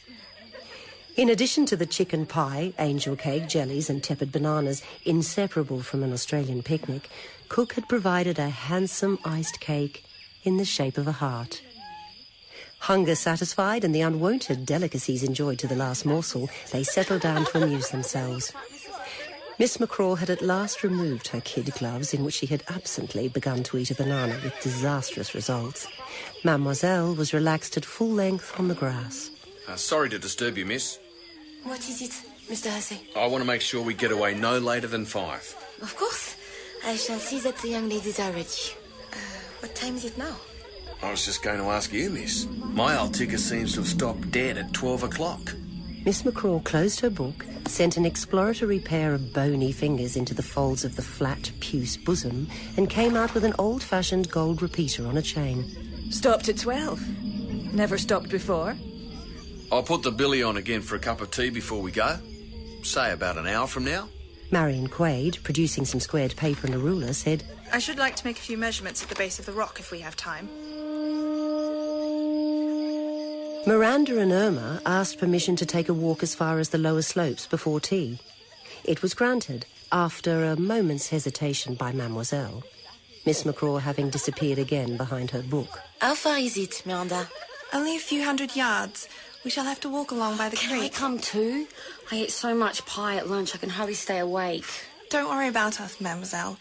We shall only be gone a very little time. The governess stood and watched the 4 girls walking off toward the creek. Miranda stopped, turned her shining head and gravely smiled at Mademoiselle, who smiled back, and stood there waving until they were out of sight round the bend. Mon Dieu, now I know. What do you know? The Frenchwoman found herself tongue-tied. It simply wasn't possible to explain to Miss McCraw, of all people, her exciting discovery that Miranda was a Botticelli angel. Impossible to even think clearly. She lay down again on the warm, scented grass. The 4 girls were following the creek upstream. It became deeper and clearer, presently opening out into a little pool ringed by grass. A stout, bewhiskered elderly man was lying fast asleep on his back. Nearby, a little woman in an elaborate silk dress sat with closed eyes. A slender, fair youth was absorbed in a magazine, while another, of about the same age, tough and sunburned, was rinsing champagne glasses at the pool. The hanging rock remained tantalizingly hidden behind tall forest trees. We must find a suitable place to cross over, or we shall see nothing before we have to turn back. I thought we'd take a flying leap and hope for the best. Can you manage it, Edith? I don't know. I don't want to wet my feet. Why not? I might get pneumonia and die, and then you'd stop teasing me and be sorry. The water was crossed without mishap to the approval of the young coachman with a low, penetrating whistle. As soon as the girls were out of earshot, the youth in riding breeches strolled down towards the pool. Look here, Albert. I hope you don't mind my saying so, but I wish you hadn't done that. Done what, Mr. Michael? Whistled at those girls. It's a free country. What's the harm in a whistle? Only that you're such a good chap, and nice girls don't like being whistled at. Don't you believe it? The Sheilas is all alike. I say, Albert, I wish you'd cut out that Mr. Michael stuff. My name's Mike to you, unless my aunt's listening. Mike? Well, I'd better be harnessing up Old Glory, or your auntie's fur will be flying. Righto. I'll just stretch my legs a bit before we go. Albert stood looking after the slim, boyish figure clearing the creek and striding off towards the rock. Stretching his legs, is it? I don't mind betting he wants another look at them Sheilas. The 4 girls were already out of sight. Michael sat down on a fallen log. What was her name? The tall, pale girl with straight yellow hair, who had gone skimming over the water like one of the white swans on his uncle's lake.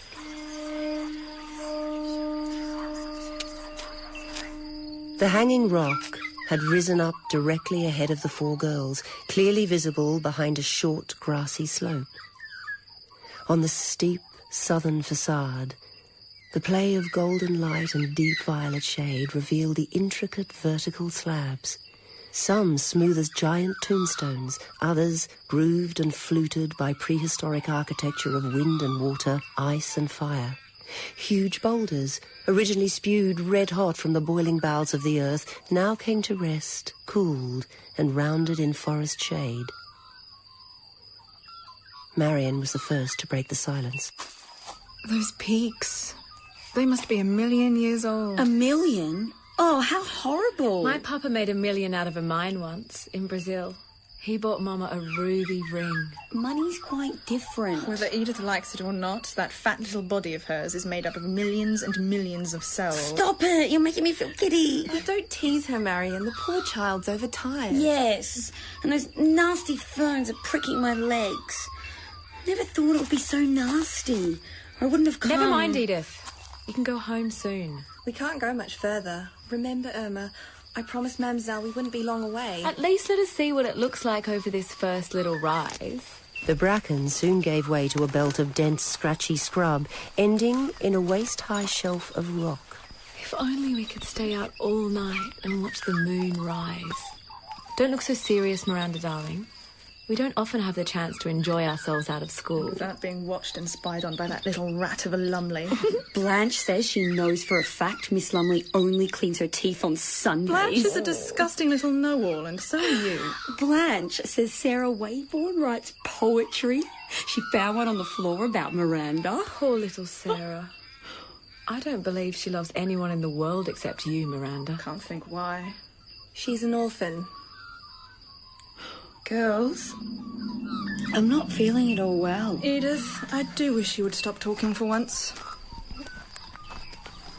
Miranda was the first to see the monolith rising up ahead, a single outcrop of pockmarked stone like a monstrous egg perched above a precipitous drop to the plain. Marion yawned. Suddenly overcome by an overpowering lassitude, all 4 girls flung themselves down in the shelter of the monolith and fell into a sleep so deep that a horned lizard emerged from a crack to lie without fear in the hollow of Miranda's outflung arm. A procession of queer-looking beetles were making a leisurely crossing of Miranda's ankle when she awoke. In the colourless twilight, every detail stood out, clearly defined and separate, beautiful and complete. Marian's torn muslin skirts fluted like a nautilus shell, Irma's ringlets framing her face in exquisite wiry spirals. Even Edith, flushed and childishly vulnerable in sleep. She awoke, whimpering and rubbing red-rimmed eyes. Where am I? The others were wide awake now and on their feet. Miranda. Oh, I feel awful. Miranda was looking at her so strangely, almost as if she wasn't seeing her. Miranda! I feel perfectly awful. When are we going home? When Edith repeated the question more loudly, she simply turned her back and began walking away up the rise, Irma and Marian following a little way behind. Miranda? Miranda! In the breathless silence, her voice seemed to belong to someone else, a long way off, fading out amongst the rock walls. Come back! All of you! Don't go up there! Come back! Edith felt herself choking and tore at her frilled lace collar. Miranda! To her horror, all three girls were moving fast out of sight behind the monolith. Miranda, come back! She took a few unsteady steps towards the rise and saw the last of a white sleeve parting the bushes ahead. Miranda! There was no answering voice. The awful silence closed in, and Edith began to scream.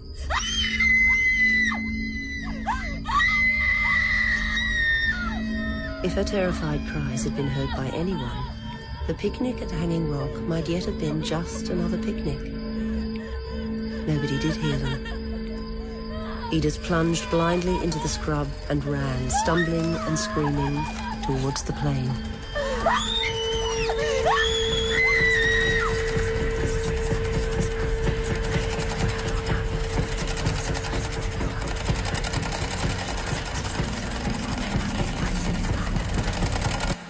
About 4 o'clock in the afternoon of the picnic, Mrs. Appleyard awoke from a long, luxurious nap on the drawing-room sofa. She had been dreaming, as she often did, of her late husband. How Arthur would have revelled in the respectable luxuries of life at Appleyard College. He had always, she remembered complacently, called her his financial genius. Already the college was paying handsome dividends. A few minutes later, still in the best of tempers and determined to be gracious on this pleasant holiday afternoon, she appeared at the schoolroom door. Well, Sarah, I hope you have learned your poetry so that you can go into the garden for the rest of the afternoon. The scraggy, big-eyed child who had automatically risen from the desk when the headmistress entered was shifting uneasily from one black-stocking spindle shank to another. Well, stand up straight and put your shoulders back. You're getting a dreadful stoop. Now then, have you got your lines by heart? It's no use, Mrs. Appleyard.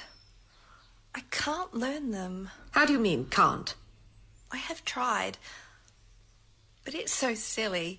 I mean, if there was any sense to it, I could learn it ever so much better. Sense? You little ignoramus. I shall leave you now, Sarah, and expect you to be word perfect in half an hour. Otherwise, I'm afraid I shall have to send you to bed instead of sitting up until the others return for supper. The schoolroom door closed. The key turned in the lock. Miranda says I mustn't hate people even if they are wicked. I can't help it, Miranda. I hate her. I hate her. The sun had gone down in a blaze of theatrical pink and orange behind the college tower. In the lamp-lit kitchen, Cook and a couple of the maids were playing cards at a scrubbed wooden table, capped and aproned, ready for the imminent return of the picnickers. The night gradually darkened and thickened. It was a few minutes past 8 o'clock. Mrs. Appleyard, playing patience in her study, decided to ask Mr. Hussey to step inside for a glass of brandy. There was still enough left in the decanter since the Bishop of Bendigo had lunched at the college. At last, hooves on the high road, 2 advancing lights, the blessed scrape of wheels as the drag came slowly to a halt at the college gates. Whoa there, sailor. Duchess, get over. From the dark mouth of the drag, the passengers came straggling one by one. Some crying, some sodden with sleep, all hatless, dishevelled, incoherent. First to come stumbling up the shallow steps was the Frenchwoman, ashen under the light. Mademoiselle, what is the meaning of all this? Mrs. Appleyard, something terrible has happened. An accident? It's all so dreadful. I don't know how to begin. Compose yourself. A fit of hysterics will get us nowhere. And where in heaven's name is Miss McCraw? We left her behind. At the rock. Left her behind? Has Miss McCraw taken leave of her senses? Mr. Hussey was pushing through the sobbing, wide-eyed girls. Mrs. Appleyard, may I speak to you alone? I think the French lady is going to faint. He was right. Mademoiselle, exhausted with the strains and stresses of the day, had passed out on the hall carpet. From the servants' quarters, Minnie and Cook had come running. Miss Lumley was descending the staircase with a lighted candle. Smelling salts were produced for Mademoiselle and brandy. Miss Lumley, get these girls to bed immediately. Minnie will help you. Now, Mr. Hussey. The door of Mrs. Appleyard's sitting room closed. If I might have a drop of spirits, ma'am, before I begin. You may. I see you are exhausted. Now then, tell me as plainly as you can exactly what has happened. Ma'am, if only I could tell you. That's the worst of it. Well, nobody knows what's happened. 3 of your young ladies and Miss McCraw are missing at the Rock. For the inmates of Appleyard College, Sunday, the 15th of February, was a nightmare of indecision, half dream, half reality, alternating between wildly rocketing hopes and sinking fears. Mrs. Appleyard spent the greater part of Sunday alone in her study, following a conversation with Constable Bumfer of Wood End.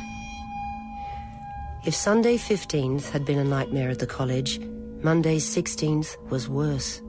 Beginning with a ring at the hall door at 6 a.m.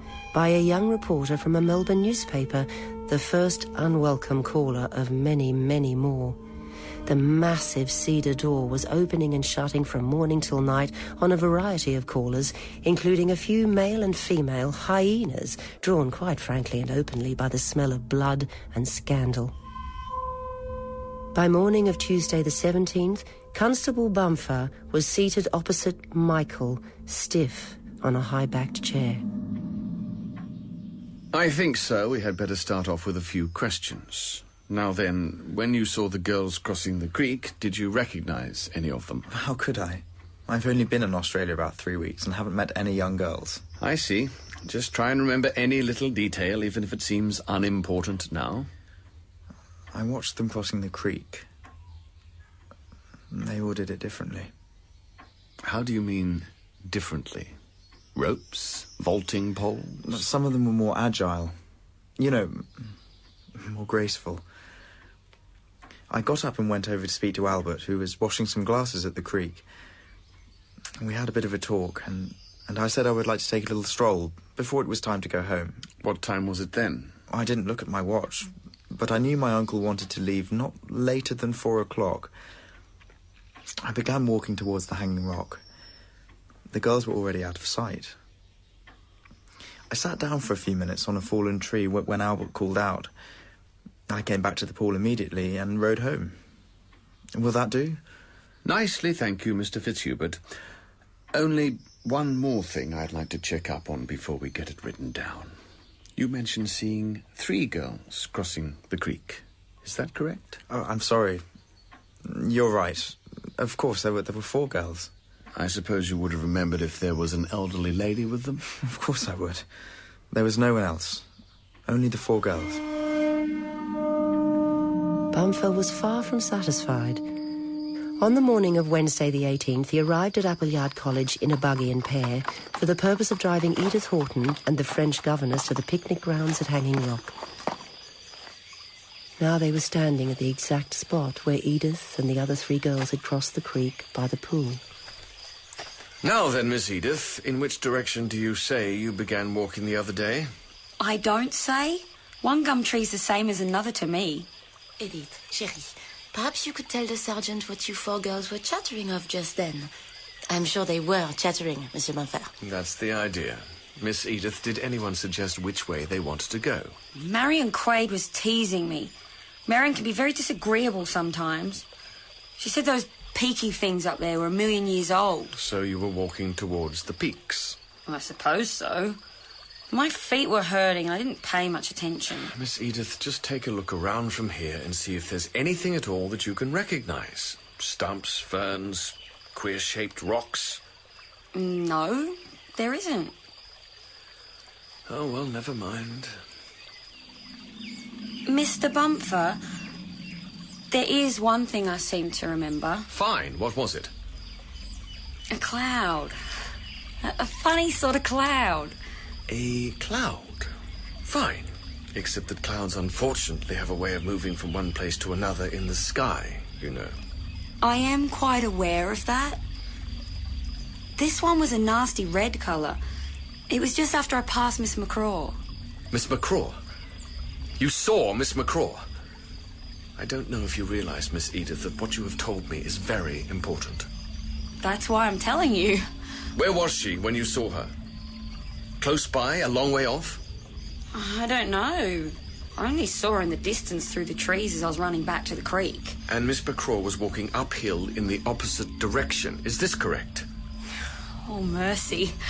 She did look so funny. Why? Why did she look so funny? I'd rather not say. Please, tell us, Edith. You're giving Monsieur Bumfer such valuable help. Her skirt? What about her skirt? It's too rude to say out loud in mixed company. Edith was whispering something into Mademoiselle's ear. She says, Constable, that Miss McCraw was not wearing a skirt, only les pantalons. Miss Edith, you are positive this woman you saw in the distance walking uphill through the trees was really Miss McCraw? Positive. Wasn't it a bit hard to recognize her without her dress? Not at all. None of the other teachers are such a peculiar shape. And that was the last piece of factual information to be extracted from Edith Orton. On the afternoon of February the 19th, Michael and Albert were seated in amicable silence in the rustic boathouse fronting Colonel Fitzhubert's ornamental lake. Michael was taking a temporary respite from his aunt's annual garden party. The lake was deep and dark, icy cold despite the languorous summer heat. On a patch of lily pads, a single white swan was standing on one leg, now and then sending out showers of concentric ripples across the surface of the lake. On the opposite side, the guests were strolling under the elms and oaks. The blue Danube drifted over the water from the rose garden. It's gone 5 already. I promised my aunt I'd show Miss Stack the rose garden. Stack? The one with a pair of legs on it, like champagne bottles? I seen her getting out of the dog cart this afternoon. Geez, that reminds me. The groom was telling me the cops had the bloodhounds out at Hanging Rock again today. What for? Have they found anything new? No bloody fear. If the bloody dogs can't find them, what's the sense of you and me worrying our guts out? Plenty of other people have got themselves bushed before today, and as far as I'm concerned, that's the stone end of it. As far as I'm concerned, it's not the end of it. I wake up in a cold sweat every night wondering if they're still alive, dying of thirst somewhere on that infernal rock. If you take me advice, the sooner you forget the whole thing, the better. I can't forget it. I never will. The white swan, poised all this time on the lily pads, now chose to stretch one leg and then the other and go flapping away across the lake towards the opposite bank. The two men watched its flight in silence until it disappeared amongst the reeds. I've been working out a plan. It'll keep. Better hop it, hadn't you? Your aunt would be raising hell if you're not on show. Confound my aunt. I've decided to make a search of the rock on my own, in my own way. No police, no bloodhounds, Just you and me. That is if you'll come along and show me the ropes.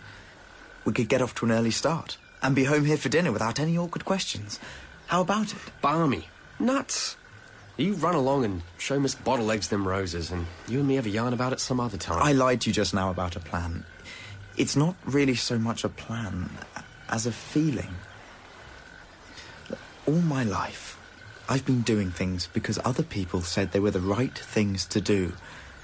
This time I'm going to do something because I say so, even if you and everyone else thinks I'm mad. Feelings is all very well, but every inch of that bloody rock has been gone over with a tooth comb. What the hell do you think you can do? Then I'll be going alone. Who says you're going alone? We're mates, aren't we? Then you will.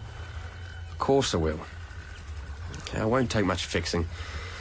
We don't want nothing but a bit of tucker for you and me and a feed for the 2 horses. When do you reckon we go? Tomorrow, if you can get away. How early can you start?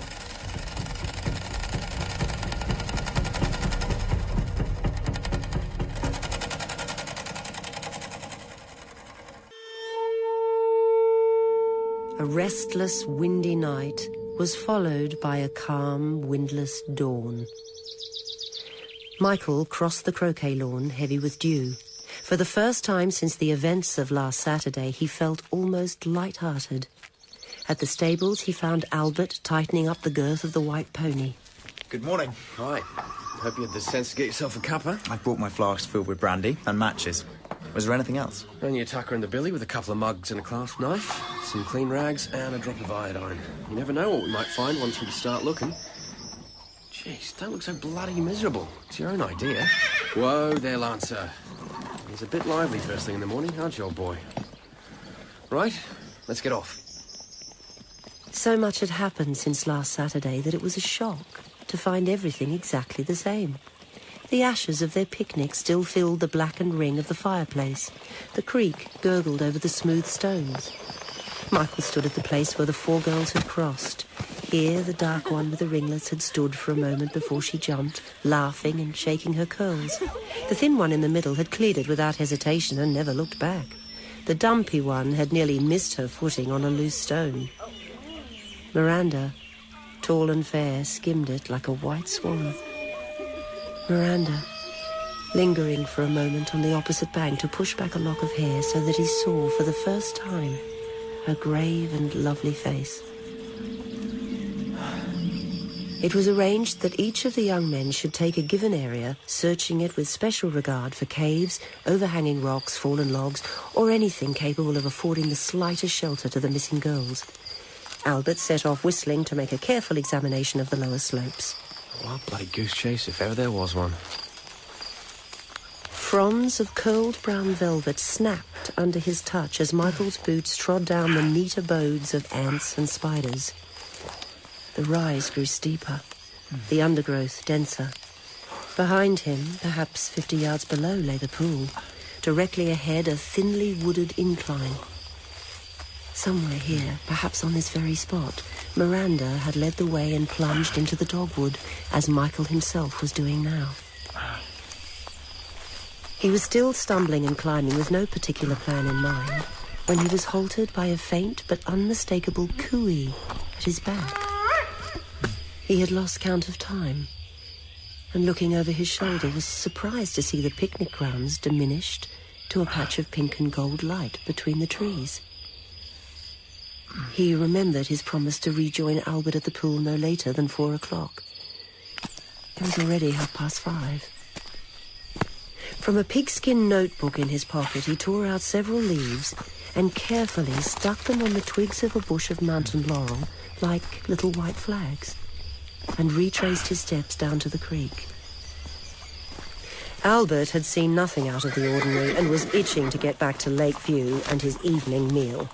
Jeez, I began to think he was lost. What the hell was you doing up there all that long? Just looking. I put some flags on a bush out of my pocketbook so I could find it again. Smart aleck, aren't you? Well, drink your tea and we'll get a move on. I'm not going home. Not tonight. Have you gone off your rocker? You can tell them up at the house. I'm staying the night in Wood End. Any bloody lie you like. Be dark soon. What's the good of you stopping here all night? That's my business. Beats me, but If that's the way he was feeling, I'll be hitting the trail. And mind you put out the fire before you leave tomorrow. I don't fancy spending my weekend fighting bushfires at Hanging Rock. Lancer was impatient and Albert cantered off. He was soon out of sight. Across the level golden plain, long shadows were creeping out of the forest over the thin lines of post and rail fences, a few scattered sheep, a windmill with motionless silver sails catching the last of the sun. On the rock, darkness stored all day in its fetid holes and caves seeped out into the twilight. Michael rekindled the dying fire. Behind him, the rock pressed unseen against the starless sky. A pile of bracken fern made a fairly comfortable bed, although the night air set him shivering the moment he lay down. When the first glimmer of daylight showed, he was already boiling the billy for tea, gulping it down with a morsel of dried bread. He had no definite plan of action, only a compulsion to begin the search again. The stunted laurel was easily located by the scraps of paper, now limp with dew. A parrot flashed through the trees ahead, where magpies were gurgling in full throat. Veiled in lacy green foliage, the formidable buttresses of the Hanging Rock were not yet in view. He found himself on a natural platform of rock ringed with stones, boulders and clumps of wiry fern, shaded by straggling eucalypts. Here he was forced to rest his leaden legs. His head, on the contrary, was like an air balloon tethered somewhere above his aching shoulders. A sloping rock offered meagre shade. He laid his head on a stone and fell instantly into a thin, ragged sleep of exhaustion.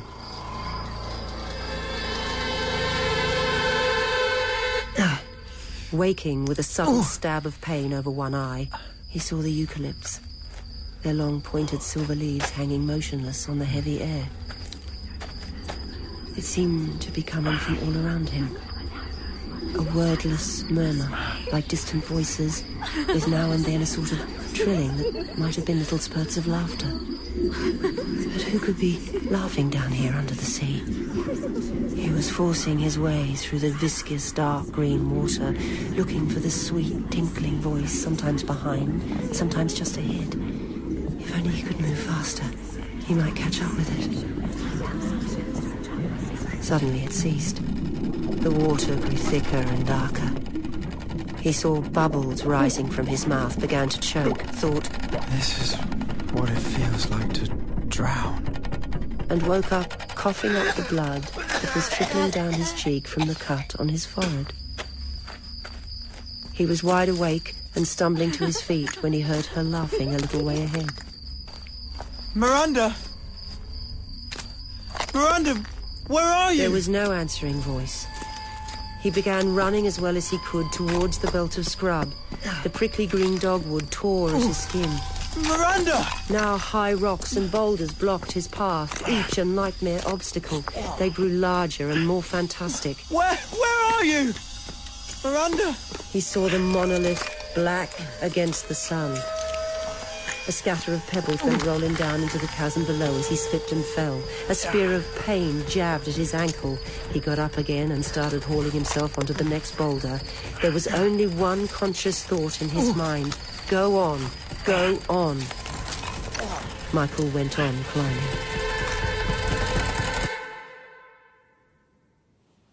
It was a new sensation for Albert to be troubled by anything beyond his own immediate affairs, and he didn't care for it.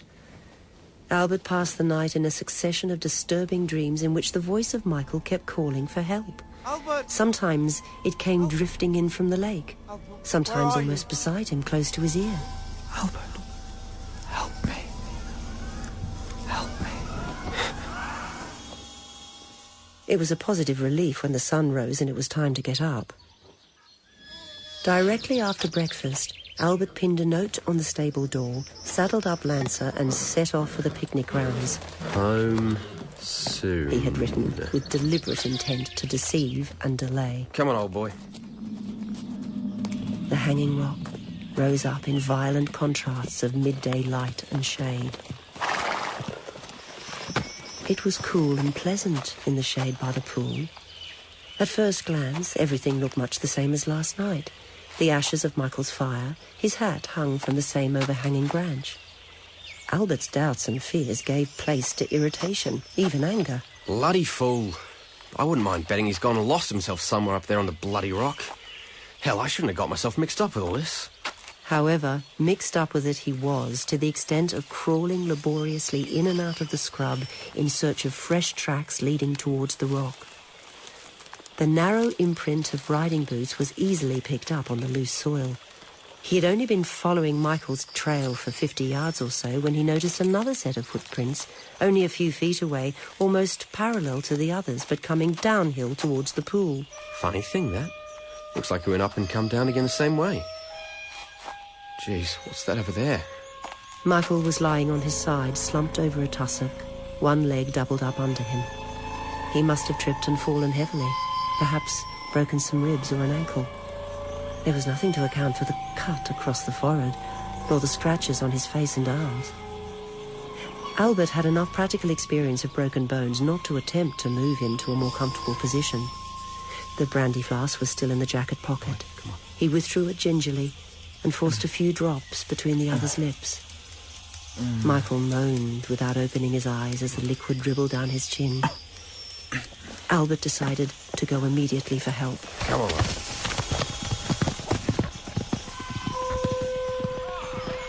Dr. Mackenzie's gig was soon heading towards the picnic grounds. Michael was still lying exactly as Albert had left him.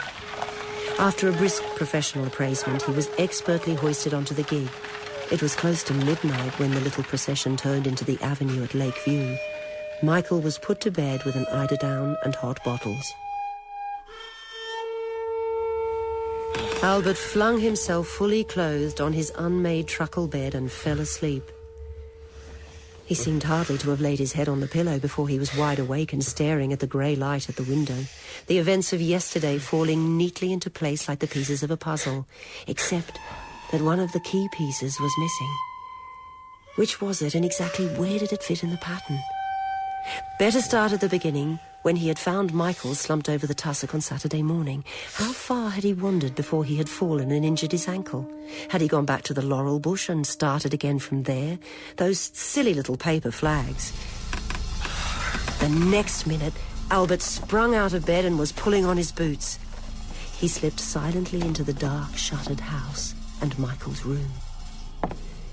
Michael was lying on his back, drugged and faintly moaning. His riding breeches, badly torn and stained, were hanging over the back of the chair. Albert slid a cautious hand into the pockets. The pigskin notebook was still there. He began slowly deciphering the scribbled entries page by page.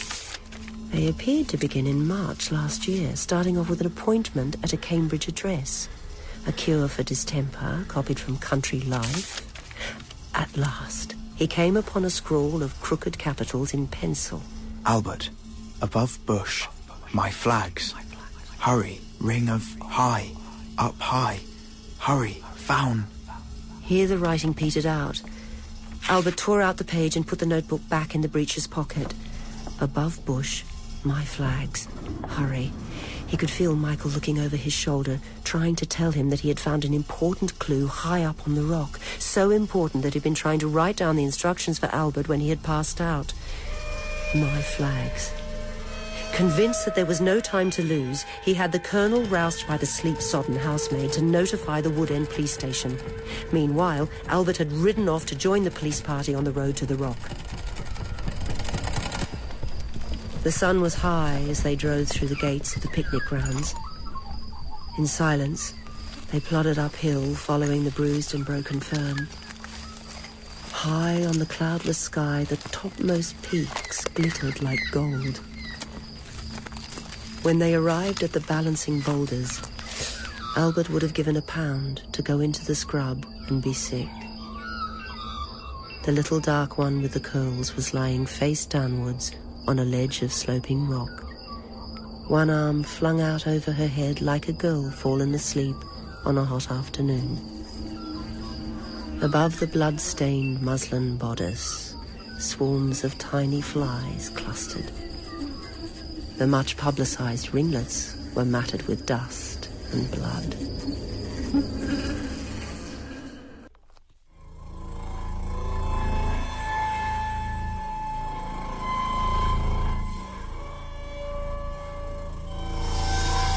Girl's body on rock. Missing heiress found. Once again, the college mystery was front-page news. Irma was still unconscious at Lake View, and the Honourable Michael Fitzhubert was not well enough to be questioned. Behind the closed doors of her study, Mrs. Appleyard permitted herself a cold-blooded scrutiny of this new turn of affairs. With the finding of only one of the 4 missing persons, the situation as it affected the college had actually deteriorated. Her father called with a seemingly reasonable excuse for taking his daughter away with him there and then. Worst still, the French governess had handed in her resignation. There was a pile of correspondence on Mrs. Appleyard's desk this evening. She took the brandy bottle from the cupboard and opened 2 letters before noticing Mr. Leopold's telegram. Under no circumstances is my daughter to return to Appleyard College. Letter follows. To lose in such a manner her richest and most admired pupil made her feel physically faint, almost sick. 2 enormous bills from butcher and grocer completed the day's tally of woe. Late as it was, she felt impelled to take out the college ledger. Several of the boarders' fees were outstanding. On the neatly ruled page, another name stood out. Sarah Waybourne. At the present moment, a whole term still unpaid for. The following morning, Sarah was summoned to the headmistress's desk. I have sent for you, Sarah, because of a serious matter I have to explain to you. Stand up straight and listen very carefully to what I have to say. Yes, Mrs. Appleyard. I don't know if you are aware that your guardian has failed to pay for your education here for several months. I have written to him at the usual bank address, but my letters have been returned in every case. Oh. If I have not heard from your guardian by Easter, I shall be obliged to make other arrangements for your education. What arrangements? That will have to be decided. There are institutions. Oh, no. No. Not that. Not again. One must learn to face up to facts, Sarah. You may go.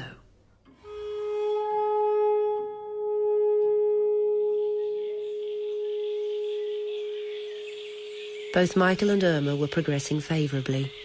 The weather continued warm and sunny, and there were daily outings on the placid lake.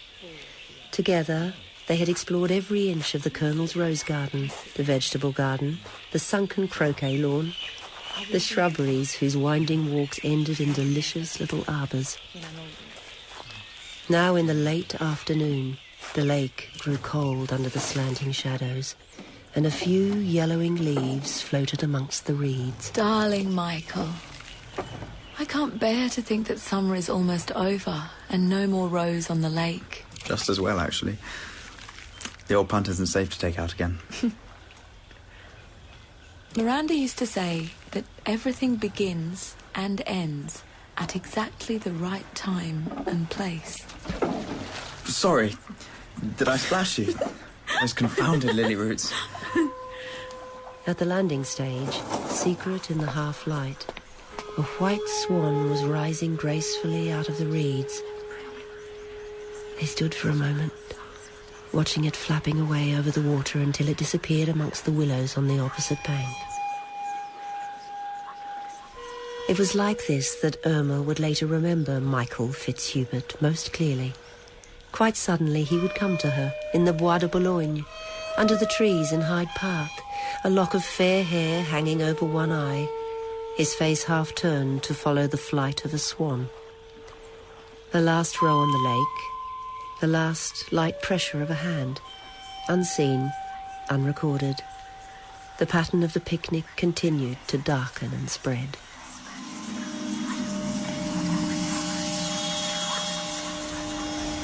At 2 o'clock on the afternoon of Thursday, the 19th of March, Appleyard College was cold, silent, and smelling of roast mutton and cabbage. Hussey's cab came up the drive. From it alighted Irma in a scarlet cloak and a little toque of scarlet feathers. The headmistress herself swept the visitor into the study.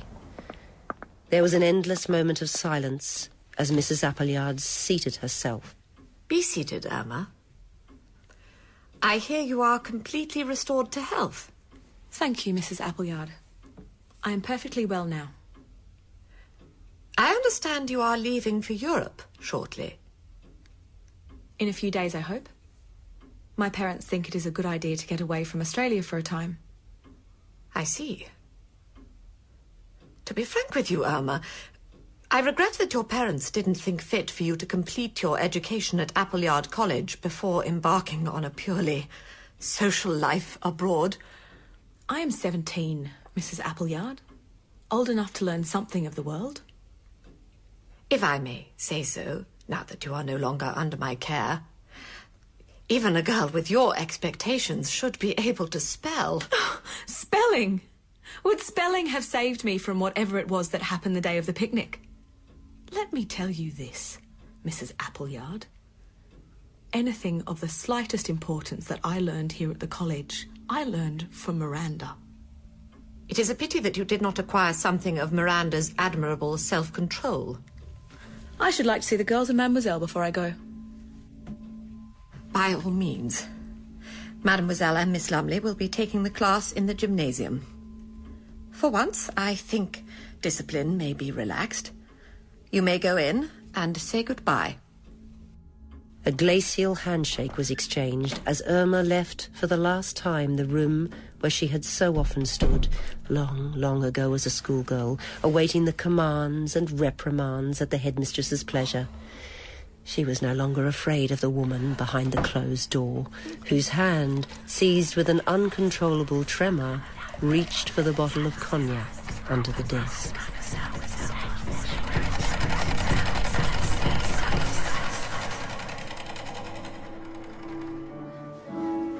The gymnasium, commonly known to the boarders as the Chamber of Horrors, was a long, narrow room in the west wing, lit only by a row of barred skylights. In one corner stood a padded horizontal board fitted with leather straps, on which the child Sarah, continually in trouble for stooping, was to pass the gymnasium hour this afternoon. Miss Lumley and Mademoiselle were already on duty, the latter seated at the upright piano, hammering out the March of the Men of Harlech. 1, 2. 1, 2. 3 rows of girls listlessly dipped and rose in time to the martial strain. The door of the gymnasium was opening. Every head in the room turned. Irma Leopold, a radiant figure, stood on the threshold. Come in, Irma. Comme c'est une bonne surprise. Mes enfants, for 10 minutes, you may talk as you please. Irma, who had taken a few steps towards the centre of the room, now paused uncertainly and smiled. There were no answering smiles, no hum of excited greeting. Sick at heart, the governess looked down at the upturned faces below. Not one was looking at Irma. 14 pairs of eyes fixed on something behind her, through and beyond the whitewashed walls. It is the glazed inward stare of people who walk in their sleep. They see the walls of the gymnasium fading into the brilliant sky above the hanging rock. They're at the picnic. Lunch is set out by the creek. They see Marion Quaid, a sandwich in one hand and a pencil in the other, and Miss McCraw, forgetting to eat, propped up against a tree. Irma, in white muslin, shaking out her curls and laughing at Miranda washing out cups at the creek. Miranda, hatless, with shining yellow hair. The shadow of the rock has grown darker and longer. It cannot move. The dreadful shape is a living monster lumbering towards them, scattering rocks and boulders. So near now, they can see the cracks and hollows where the lost girls lie rotting in a filthy cave. Someone knocks over a wooden stool, and Edith screams out loud. Edith, stop that horrible noise. Blanche, Juliana, be silent. All of you, be silent. Yes, mademoiselle. They won't take any notice. The class is quite out of hand. Try to get out of the room by the side door and bring the head. This is serious. You're afraid, aren't you? Yes, Miss Lumley. I am very much afraid. Above a sea of thrusting heads and shoulders, Irma, limp and utterly bewildered, was near suffocation, hemmed in by angry faces. She tried in vain to push them away. A disembodied moon face rose up somewhere in the background. Edith, you. Yes, Ducky, it's me. Come on, Irma, tell us. We've waited long enough. Tell us. What can I tell you? Have you all gone crazy? The Hanging Rock. We want you to tell us what happened up there to Miranda and Marion Quay. I can't tell you. I don't know. Suddenly, Mademoiselle was standing beside her, holding Irma's arm. Imbecile! Have you no brains? No hearts? How can la pauvre Irma tell us something she does not know? She knows, all right. I'll tell you if she won't. They're dead. Dead. Miranda and Marion and Miss McCall. All dead as doornails in a nasty cave full of bats on Hanging Rock. Edith Houghton! You are a liar and a fool. Edith pressed a hand to her burning cheek. Irma shook herself free. It was all over, as simply and quickly as that, with the girls falling back into the old, orderly manner to let Irma pass between them, and Mademoiselle kissing her lightly on the cheek. You will find your parasol hanging up in the hall, ma chérie. Au revoir. We shall meet again. So Irma Leopold passed from Appleyard College and out of their lives. Mademoiselle consulted her watch. We are late this afternoon, girls. Go at once to your rooms and change to something pretty for supper tonight. Can I wear my pink? You may wear what you like, Edith. The door closed on the empty room. It is no easy matter to emerge with dignity from a crouching position in a narrow cupboard with one eye glued to the keyhole. Dora Lumley now thought it prudent to step out from safe asylum. I might have guessed. You made no attempt to give my message to the head. It seemed better to stay here until it was over. In the cupboard. Well, why not? The girls were making a disgraceful exhibition of themselves. What are we going to tell Mrs. Appleyard? Nothing. Nothing? You heard me. Exactly nothing. If I had my way, they should be whipped. I shall inform Mrs. Appleyard myself of these disgraceful goings-on this very night. You see this Indian club, Miss Lumley? Unless you give me a promise, before you leave this room, that you will not tell one little word of what happened here this afternoon, I will hit you with it. Very hard indeed. And nobody will suspect the French governess. You understand what I say? You are not fit to be in authority over innocent young girls. I agree. I was brought up expecting something much more entertaining. Alors c'est la vie. You promise? Dora Lumley, looking desperately towards the closed door, decided the necessary dash was too much for her fallen arches and heaving chest. The Frenchwoman was idly twirling the Indian club. I am perfectly serious, Miss Lumley. I promise. Mademoiselle calmly replaced the club. Mercy on us! What's that strange sound? From the far corner of the room, now almost in darkness, came a single rasping cry. Miss Lumley, under the stress of a most unpleasant afternoon, had forgotten to unfasten the leather straps that held the child Sarah rigid on the horizontal board.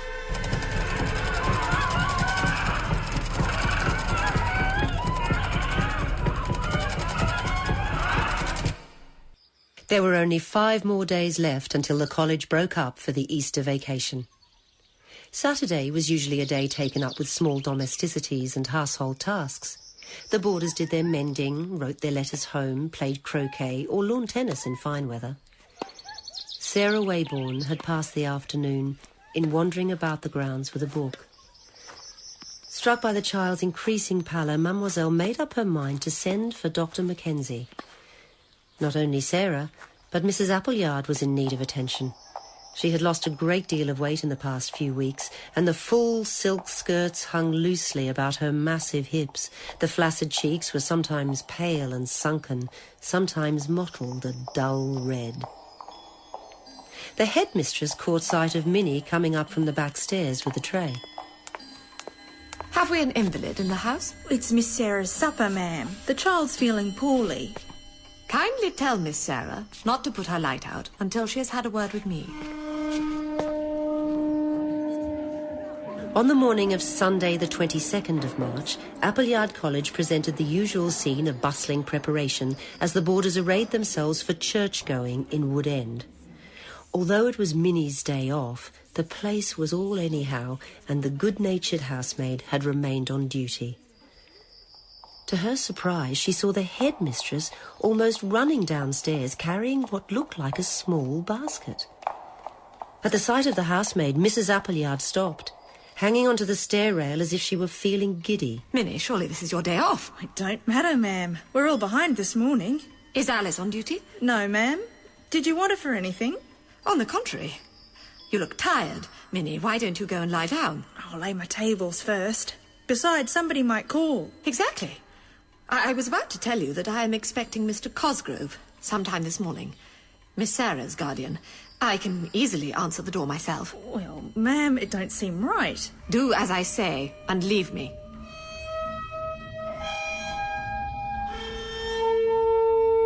As soon as Mademoiselle had returned from church, she presented herself at the study door. Come in, mademoiselle. What is it?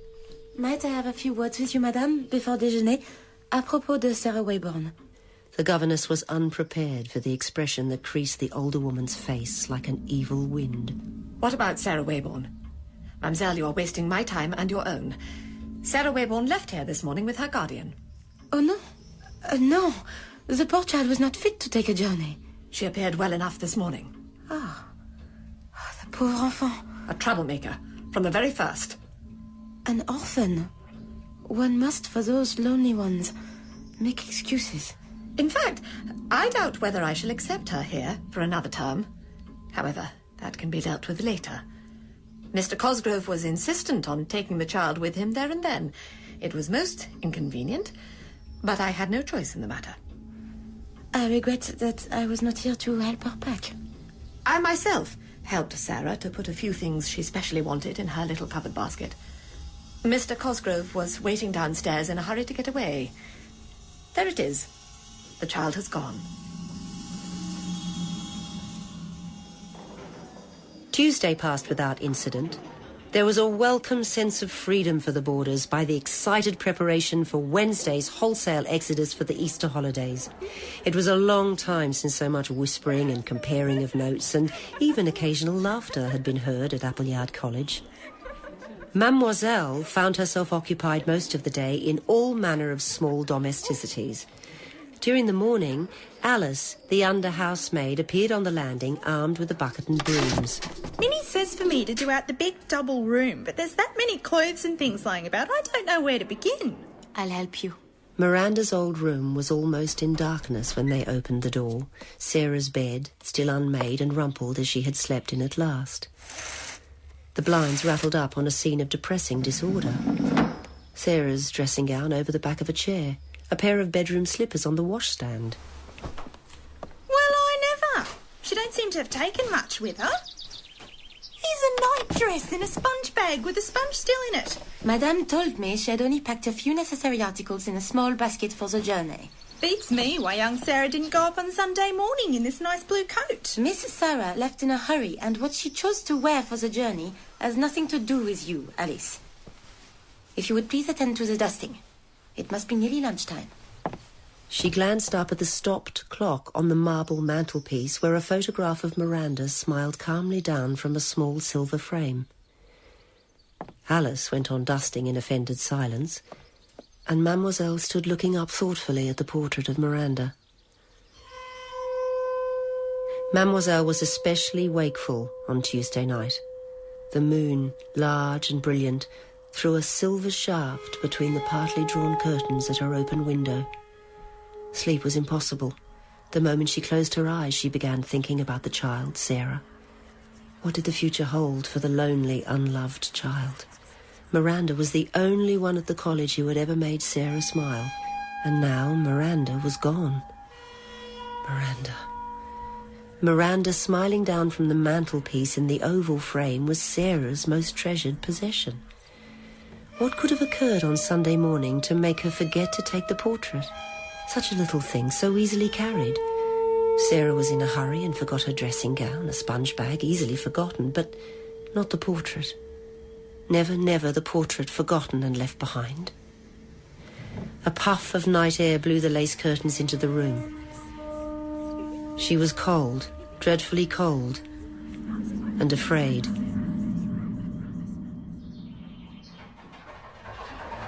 By the afternoon of Wednesday the 25th, the last of Hussey's cabs had carried the last of the boarders and Mademoiselle down the drive. The silent rooms overflowed with drifts of paper, dropped pins, scraps of ribbon and string. From the staircase, the grandfather clock had become so loud that Mrs. Appleyard fancied she could hear its everlasting tick-tock through the study wall, minute by minute, hour by hour, like a heart beating in a body already dead.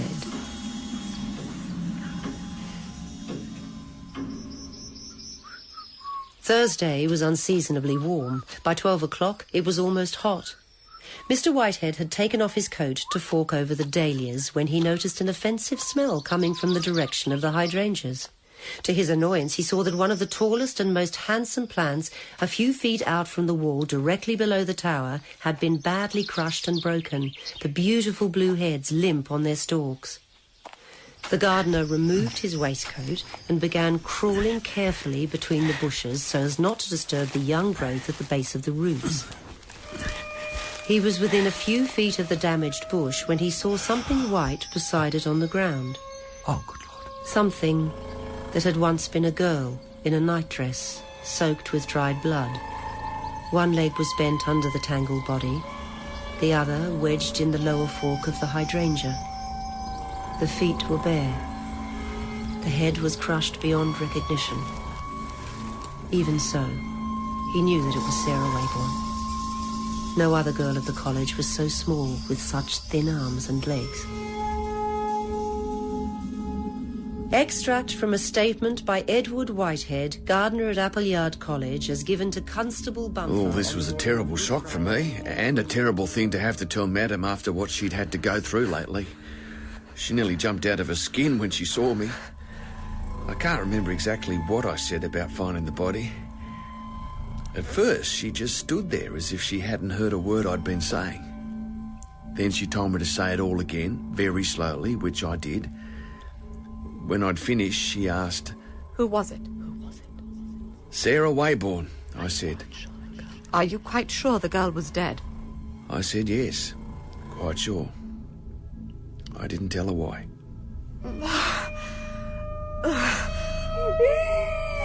She let out a sort of smothered scream, more like a wild animal than a human being. I won't forget the sound of that scream if I live to be 100. She got out a bottle and poured a stiff brandy for herself and one for me, which I refused. I asked if I should fetch the cook, who was the only other person in the house at the time. No, you fool. You can take me into the police station. When we were within 100 yards of the police station, opposite Hussey's livery stables, she told me to pull up. She got out and went over to the seat where Hussey's passengers wait for the cabs. She said I was to drive straight home. I didn't like leaving her there in the street, however, I thought it best to obey orders. She was still sitting on the seat straight as a poker when I turned the pony round to go home. And that was the last time I saw her.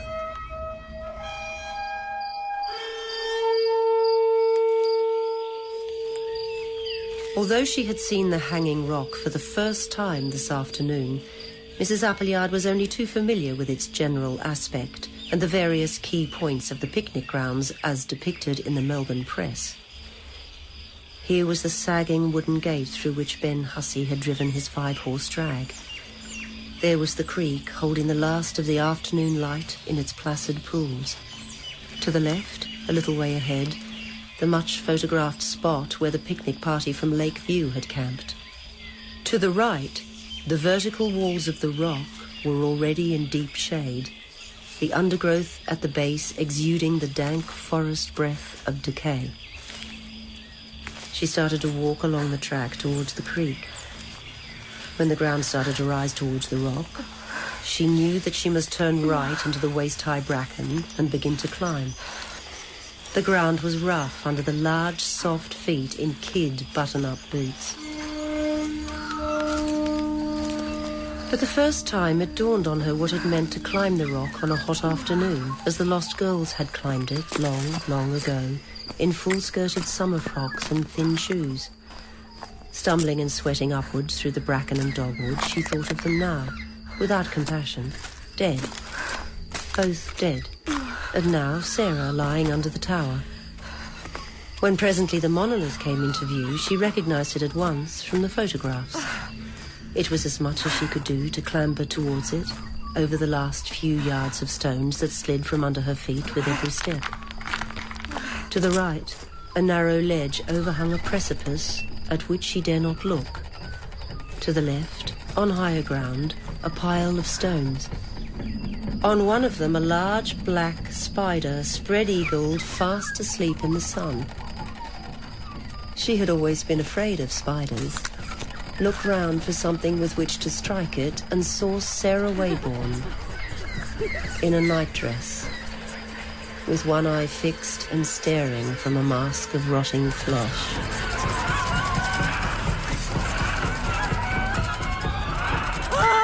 An eagle hovering high above the golden peaks heard her scream as she ran towards the precipice and jumped. The spider scuttled to safety as the clumsy body went bouncing and rolling from rock to rock towards the valley below, until at last the head was impaled on a jutting crag.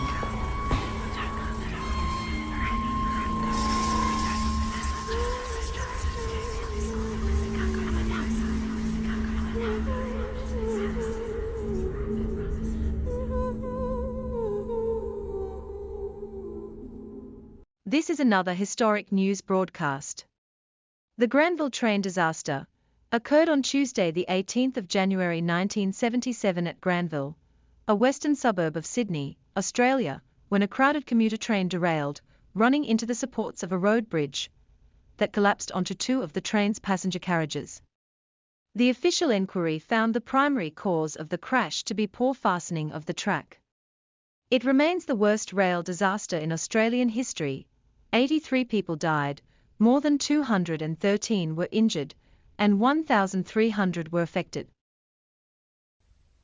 It's Tuesday morning, January 18, 1977. News to Card 2. Go ahead. Steve, could you head out to Granville? We've got a report of a train derailed. We don't know much about it yet. If you could head out there straight away. Okay, heading out there now. I'll call in once I get close. The first news of what is to become known as the Granville disaster. Yeah, it's 8:15 now. There's been a bit of a problem at Granville Station. Lloyd, what's the problem here? Well, what we know so far is that a rail bridge, a train bridge at Granville has collapsed. We believe 3 people have been hurt. The police rescue squad are on the way. That's all we know at the moment. Steve Bland is in car 2. He's going there now. One of those days, huh? It certainly is. And East Hills Line trains are still in a bit of a shambles too. That's right. Yes, Glenn? I'm on the air from home, mate. Do you still want me to go out to Granville? Yes, if you could. It looks like it's a big one. Rescue squads are on the way. They're calling for oxygen. Apparently there's quite a few people injured. Apparently a bridge has fallen on the train. It's gone off the tracks. It's fallen onto a carriage, something to that effect. So if you could head out there straight away. Steve's already on his way. Okay. It's now 25 minutes past 8. 13 minutes since a Sydney-bound commuter train left the tracks near Granville Station and brought down a bridge. 2SM News is already piecing the story together. A reporter gets through to Granville Station. The train has overturned. How many people have been injured? We don't know yet. It's only happened about 5 minutes ago. Is it around a bend or something? Yeah, it's around a bend. And what's the scene now? Ambulance and police have just arrived, but station master's just gone up. During 2SM's 8:30 report with Steve Liebman, a courier driver in a live telephone call gives the first detailed description of the disaster scene. There at the moment. Oh, it's very sickening, to be quite honest. As you've already heard, the road bridge has completely collapsed on top. It crushed at least 1.5 carriages, and you can hear the people singing out from underneath, help, help, and they just can't breathe. How many carriages have been crushed by the bridge? Well, I'd say the end of one, plus one full carriage, and the front of another one's completely crushed. Can you confirm that there were cars on the bridge when the collapse occurred? Well, there's a white Tirana Newsman Steve Blander, the first radio reporter to reach the crash scene, immediately begins drawing together a composite picture of the rescue operation. A railway worker tells him... First one's down here, we were working up here at the tavern, and when we went down there, with the section, we only hit that first section there, where the bridge has fallen right on top of it, and there was... I was about half a dozen in the back section. They were all right. They were trapped, with only minor damage, but all the seats had constantly turned back and trapped their legs and everything, and we got them out. Then when the police and them started to arrive, we started to look to the front section, and there was a lot of dead from what you can see just where we were, and we got 5 out that were looked like just had broken legs and cuts and everything. I think all the rest are dead by the look of it. Was there much panic around after it happened?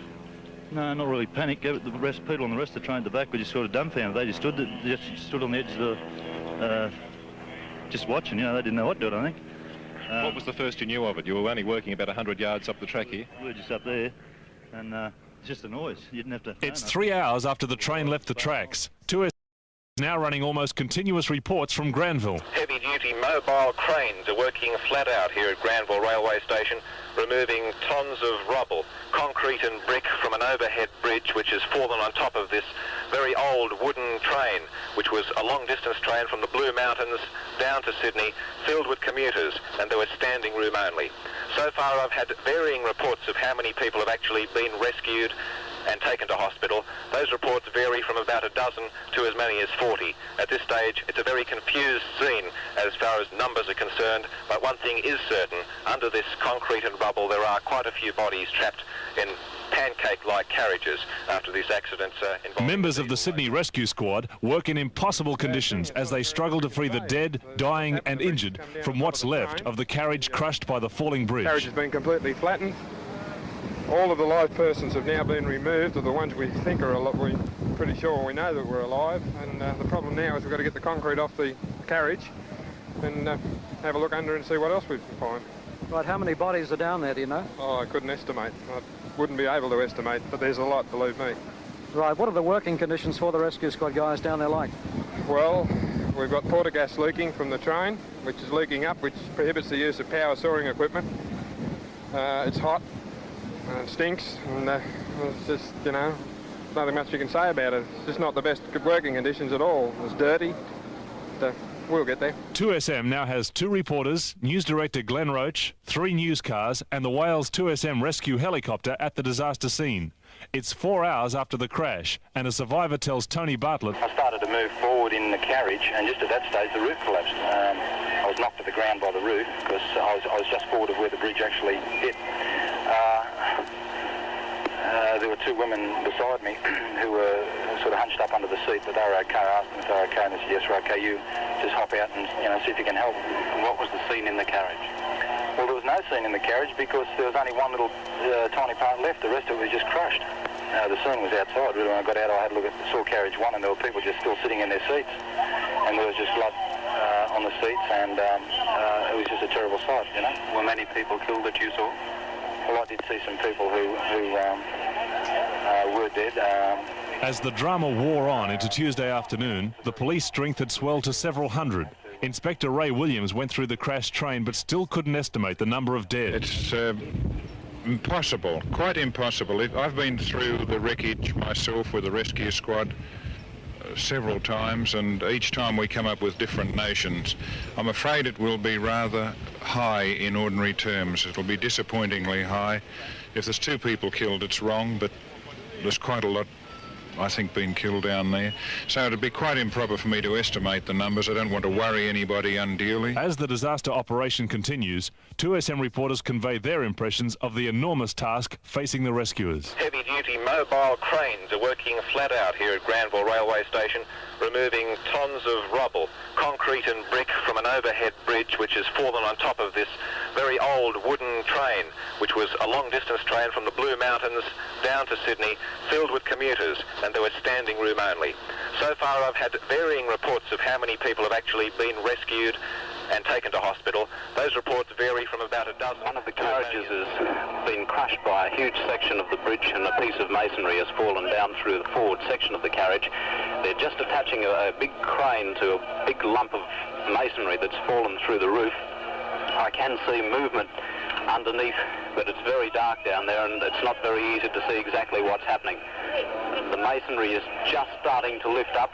Rescue workers are working in quite close proximity to it, and they're putting themselves in quite a little bit of danger there too if anything should happen, if other pieces of brick should fall. There are workers inside the train right now trying to see if there are any people underneath it. There are teams of doctors and nurses down on the railway. 7 hours after the first disaster report, 5 helicopters have been rushed to Granville. 2SM to the helicopter. 2SM, this is the rescue helicopter. Helicopter, are you in the position to pick up Glenn Roach and take him over the disaster scene? We're just about to get airborne if he comes out to the emergency helipad now. Right, he's on the way. We're now circling above the train, the twisted wreckage of the 3 carriages sprouted in a shocking, sickening mess. Some of the big cranes immediately over it. I can see dozens and dozens of stretchers laid out on the railway tracks. Some of the cars that went off the bridge are spewed at crazy angles all over it. And the police, emergency, fire and ambulance units doing their best to bring the situation under control. A helicopter now heading for Parramatta Hospital will be touching down in a few seconds for more blood for accident victims of the Granville train disaster. As Tuesday afternoon drags on, the injured are still being released, 8 hours after the accident happened. The young girl has been taken from the wreck of the train. She's just been brought out by the paramedics and she's being loaded on the Wales 2SM rescue helicopter. They're going to rush her straight to hospital where they have a large team of doctors and nurses standing by. The girl's leg is in the splint. We don't know how badly. It's 10 hours since the train crashed. Inspector Ray Williams. The situation now is that we've got one person to remove, one live person. He's been very brave and we think we're going to save his life. He's just down there. And this big crane is going to hopefully lift the girder off him and we can get him away. Beyond that, I'm afraid, everybody is dead. The last injured man to be freed is 32-year-old Brian Gordon. He was trapped by the legs for more than 10 hours. As he's carried to a waiting helicopter, reporter Tony Bartlett describes the scene. The helicopter which will take him directly to hospital where an attempt will be made to save his legs with microsurgery. However, due to the extent of his injuries, they're not all that hopeful. What condition is he in now? He's satisfactory. There was mention before that they will be needing microsurgery techniques at the hospital to try and repair his legs. That's possible, yes. We've arranged for surgeons to be standing by. The injured man died later in hospital. As the dead are pulled from the train, they are taken to the city morgue. Steve Blander. I'm now at Camperdown and I've been speaking to one of the attendants on the gates here. He's told me that quite a few victims from the train disaster have been brought in. He's not allowed to tell us how many, which will be confirmed later on, of course. Inside the building, they have dozens of social workers who can speak many different languages for the migrants who may be inquiring about their relatives, and police have been put on duty around the building here to make sure that only close relatives do get in to inquire about victims of the disaster today, and not just friends or anybody else that happens to walk in. Otherwise there'd be chaos if there isn't already. So it's a pretty busy scene at the city morgue here at Camperdown at the moment. It's the end of day 1, January 18. A lot of people have stories to tell about today. One of them is a local priest, Father McGovern, who was one of the first people to reach the scene of Australia's worst rail disaster. It was fairly quiet, except for one woman who seemed to be in great pain. I couldn't see her, but she was calling out for the weight to be taken off her. In other cases, there was just an arm, protruding to anoint. A couple of people, one a blonde lady. You could see the whole of her body, but she was difficult to get at. I was only able to anoint the top of her head. The rescue operation continues throughout the night. It's Wednesday morning. As the sun comes up, Steve Blander is next to the crushed carriages. Rescue workers sifting through one particular carriage, the one which was under the bridge as it came down with the tons of cement, steel girders and bricks. The roadway, piece by piece, is still being pulled away by these huge mobile cranes on the scene. People being told to move back because they're hindering operations, and just looking around in a circle around me, a sea of faces. It seems as if everybody within a 2-mile radius who was at home has come here and stayed for what they think is a great day out for the whole family.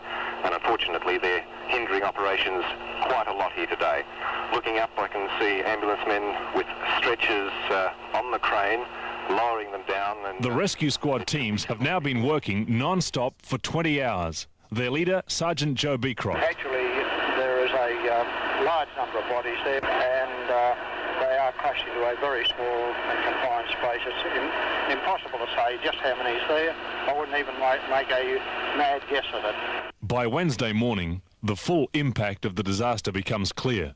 Superintendent George Marshall tells 2SM. The death count at the moment is 57 positive. We still think that there are perhaps another 10 or so bodies in the wreckage. It's now midday, Wednesday, January 19, 1977, 28 hours after the accident happened.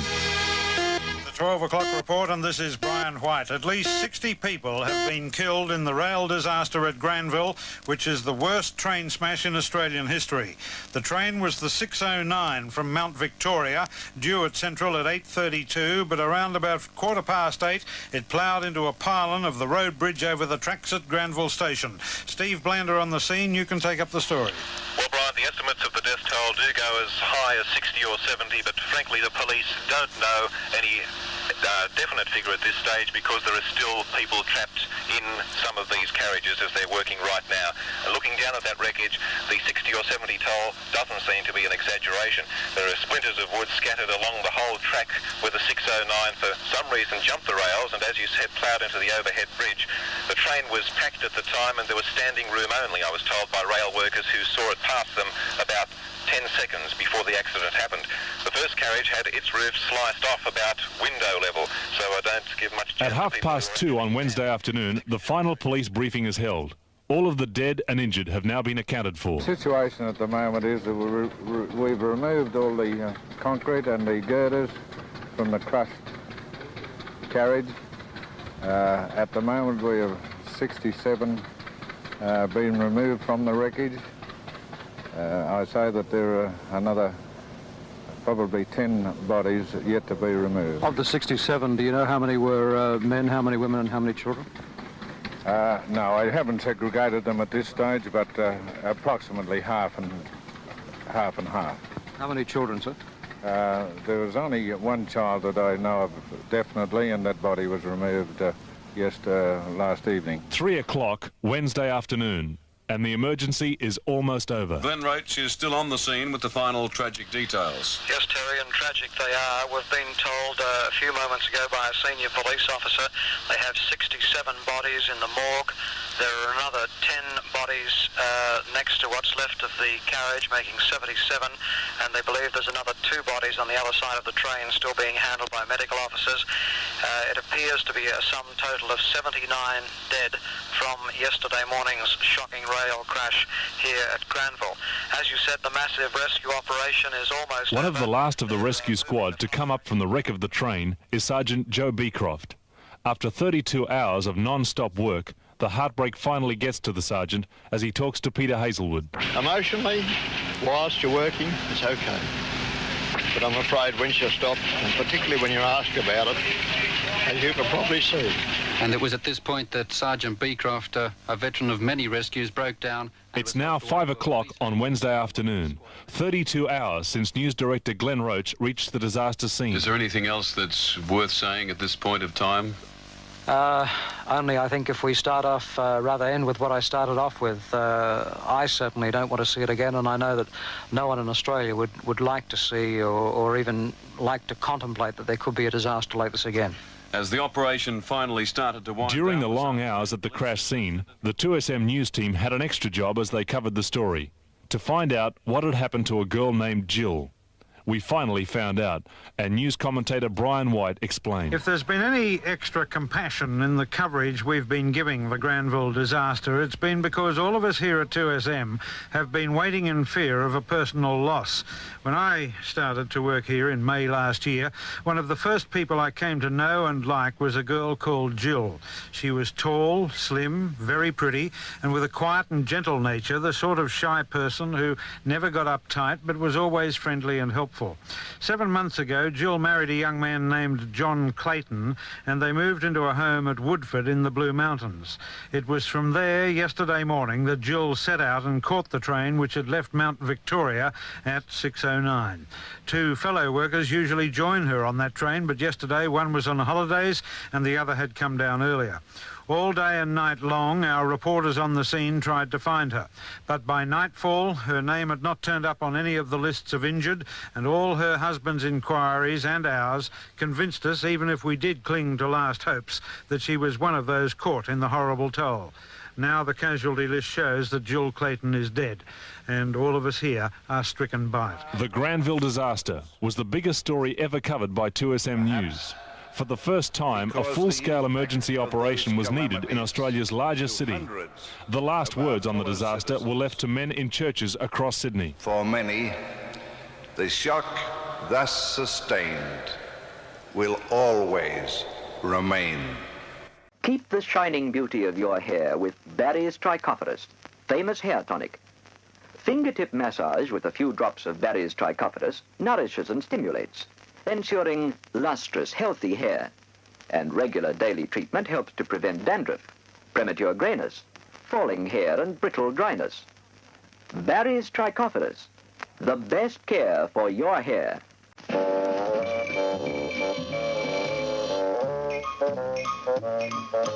Louis the Fly, I'm Louis the Fly, straight from rubbish tip to you, spreading disease with the greatest of ease, straight from rubbish tip to you. I'm bad and mean and mighty unclean, afraid of no one except the man with the can of Mortine. Hate that word, Mortine. One spray and Louis the Fly, apple of his old mother's eye was Louis. Poor dead Louis, Louis the Fly, a victim of Mortine. Mortine. Mortine is the safest, surest way to kill filthy, disease-carrying flies. This is why 4 out of 5 Australian homes are protected by Mortine. Spray safe. Spray only Mortine.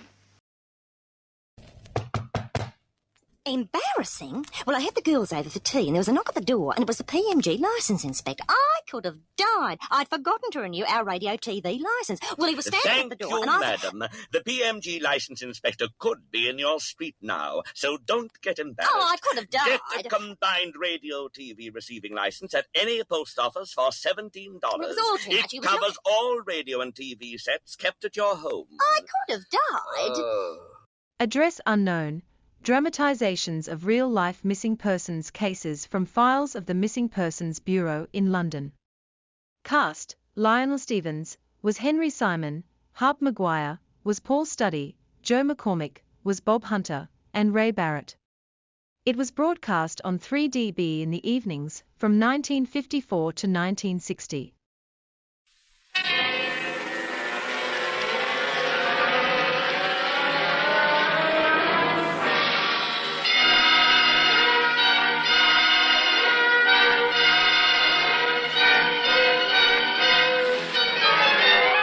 Henry Simon, bringing you another story from my files here at the Missing Persons Bureau. In these stories of the Missing Persons Bureau, dramatized for Henry Simon by Ross Napier, names and addresses have, for obvious reasons, been changed. In one moment, the search for Anthony Atwill. Address unknown.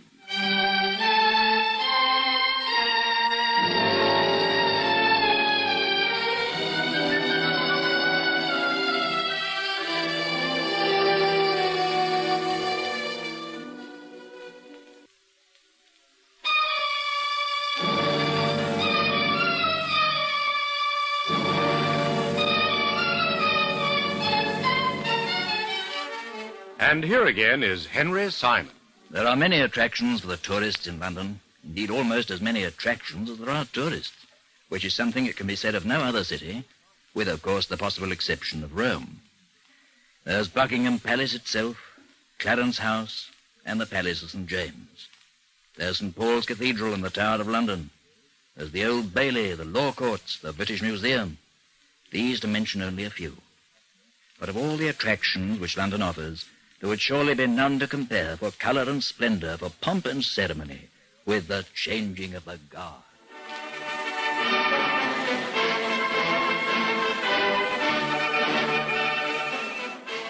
Perhaps the most outstanding feature of this grand old custom is the carriage of the guards themselves. Many is the time I've watched them fascinated, marvelling at their bearing, their capacity to stand at rigid attention, almost without batting an eyelid for hours at a time. Their bearskins or busbies heavy upon their foreheads, their buttons, braid and boots flashing, be the skies grey or blue. It's a capacity I have yet to see equalled anywhere in the world, and a ceremony that can never be surpassed.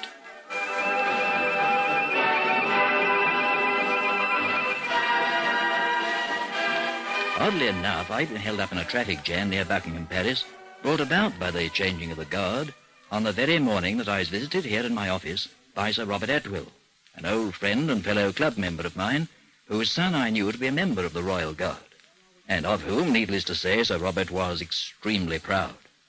He was waiting for me in the outer office when I arrived, and from the look on his face, I knew at once that something was wrong. Henry, I'm at the end of my tether. You're the one man I know who can help me. Help you in connection with what? Oh, my son, Anthony. He's disappeared. Disappeared completely. I think perhaps you'd best sit down, Robert. Try to relax a little. Perhaps a brandy might help. Oh, no. I'll be all right. Just a bit upset, you know. It's all come as rather a shock. You've met Anthony, of course? Yes, a number of times. It must be almost 3 years since I last saw him. Let's see now. I believe it was that day he scored the century for Cambridge against Oxford. Wonderful, not that? I don't recall ever seeing 100 runs put up on that board in quicker time. Yes, he could have played for England, that boy, if he'd put his mind to it. Well, there's still time. He's only, what is it, 24, 25? Henry, I don't think you can have heard what I said. I said he's disappeared. Gone. Yes, I heard you. Well, then, why talk about cricket? Hang it all, I mean to say. Because you're quite obviously in a very highly agitated frame of mind. Knowing as well as I do, I realize it's quite useless trying to pry information from you while you're in such a state. Moreover, I'm doing my very best to place the boy in my own mind. Now then, just take things calmly and tell me exactly what's happened. When did he disappear, and how? It was last week, on the Tuesday afternoon. He was on duty at the palace. Buckingham Palace? Yes. And? Well, shortly after 3 o'clock, he was found to be missing from his post. By whom? One of the constables on duty, who in turn, of course, reported it to a palace official. He wasn't seen leaving? Apparently not. But surely in that uniform he couldn't very well have walked away without being spotted by someone. Well, that's exactly what he appears to have done. Not in his uniform. His bare skin and coat were later discovered in a sentry box. Oh. And of course, whatever happens, it means the end of his career in the Guards. All probability he'll be court-martialed. Perhaps even put in prison. But the boy may have suffered some form of mental lapse. He might not have been responsible for his actions. Responsible or not, he'll be held to account for them. No excuse will be taken into consideration.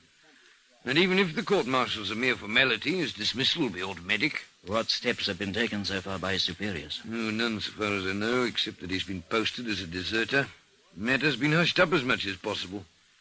But it wouldn't surprise me to learn that the civilian authorities have been alerted to be on the lookout for him. There's so much red tape attached to these things, it's quite impossible to know what course they'll adopt. Tell me a little about the boy. Was he happy in the Guards? Well, he appeared to be perfectly happy. How long has he been in the service? 2.5 years. And his record? This couldn't have been better. Now, regarding his personal life, has he suffered any kind of emotional upsets of late? Not that I know of, no.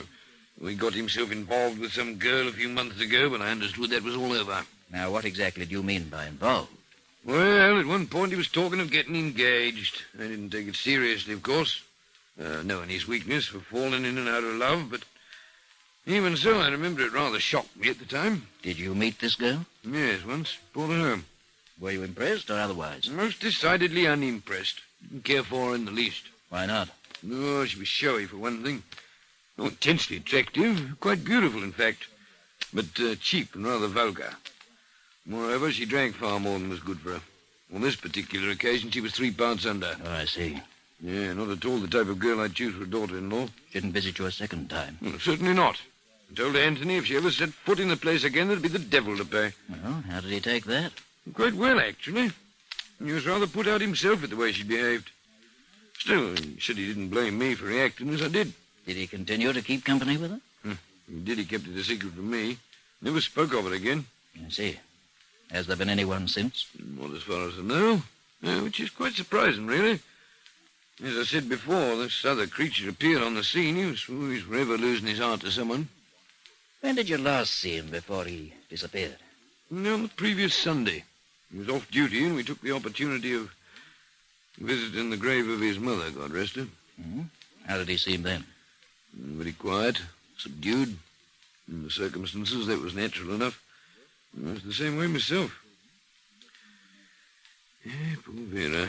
I don't think either of us have ever been the same since she died. Must be 5 years ago now. Almost 7. Anthony was just 18 at the time. Have you been seeing much of him lately? Oh, not a great deal. 2 or 3 times a month, perhaps, no more.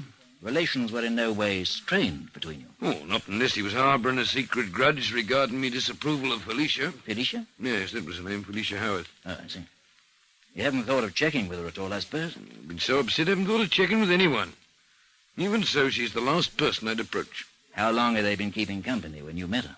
A few months, perhaps not that long. But, you seem to be placing a great deal of importance on what, to my mind, was a relatively trivial affair. Well, perhaps. It's just that in 9 cases out of 10 of this character, there's always a woman involved. Oh, come, Henry. Surely you don't have guardsmen disappearing every other day. The fact that Anthony's a guardsman has no bearing at all on my thoughts at the moment. I'm thinking of him simply as a young man who has, as you yourself said, a very definite susceptibility for the opposite sex. Hang it all, man, at his age I was much the same. Not quite. Eh? If I recall correctly, at his age, you were married. Well, I was fortunate enough to meet the right woman. Exactly. Therein lies the difference. From what you tell me, Anthony has met the wrong one.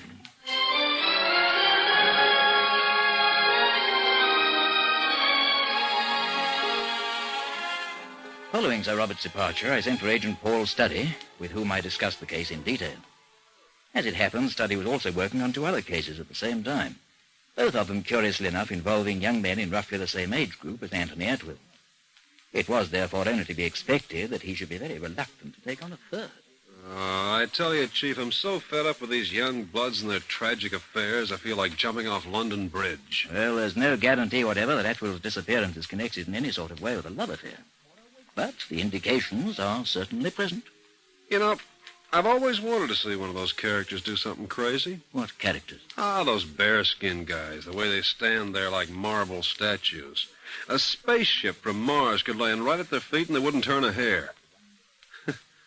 I've often been tempted to try tickling one in the ribs. I wouldn't advise it if I were you. You have to find yourself behind bars very smartly. That's why I said I'd have liked to have seen this happen. The guy suddenly whip off his coat and top knot, chuck him in the sentry box, and stroll off. I dare say quite a number of people would have liked to have seen that happen. Fact remains, of course, that no one did. No one we know of, at any rate. Yeah, I guess he'll really have the book thrown at him when he finally turns up. Yes, indeed. Very large book at that. Those boys even get punished for fainting on parade, let alone strolling off and leaving the palace unattended. Well, not unattended exactly, but less attended than usual. As I imagine he's in for quite a rap over the knuckles, whatever his excuse may be. But for the moment, of course, that's quite beside the point. Our job is to find him regardless. And I think that our best bet is to set the ball rolling by checking with this Howarth girl. Uh-huh. Who is she exactly? Well, from what I gather, she comes from quite a prominent family. Her father's a member of Parliament. Her mother's apparently quite closely related to a baronet. Sounds like she might be a bit of a throwback. Well, from Sir Robert's description of her, it does indeed. He doesn't know the family at all himself, but he knows of them. And he's heard from a reasonably reliable source that they've broken off all relations with her. Yeah. Where does she hang out? Any idea? He seemed to think she had a flat somewhere in Sloane Square, so I checked it in the phone book and, let's see. Oh, yes, here we are. Howarth. Miss Felicia A., 6 Aldershot Mansions, Grover Road.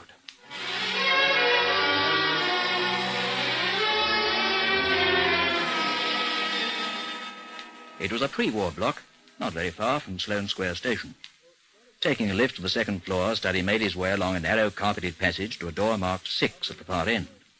In all, he knocked 4 times and was just preparing to retrace his footsteps back along the passage when the door opened and he found himself confronted by a slim young woman in a flame-colored bathrobe.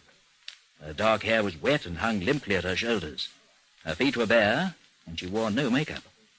Yet there could be no doubting that she was an uncommonly beautiful girl, despite the look of annoyance which clouded her features. Every time I take a bath, I can count on someone arriving in the middle of it. Pardon me, it wasn't planned. Who are you? What do you want? Well, the name is Study. I'm from the Missing Persons Bureau. If you're Felicia Howarth, I want that we should have a few brief minutes of chat. About what? Well, a friend of yours, Anthony Atwell. Oh. Well, in that case, you'd better come in. Thanks. Well? What about Anthony? Seen him around lately? Not for a week or so. Why? I guess he's missing. You don't tell me. Uh-huh. Any idea where he might be? Not the slightest. But when you find him, you might contact my solicitors. Uh-huh. Why? Because I intend suing him, that's why. Suing him? For what? Assault.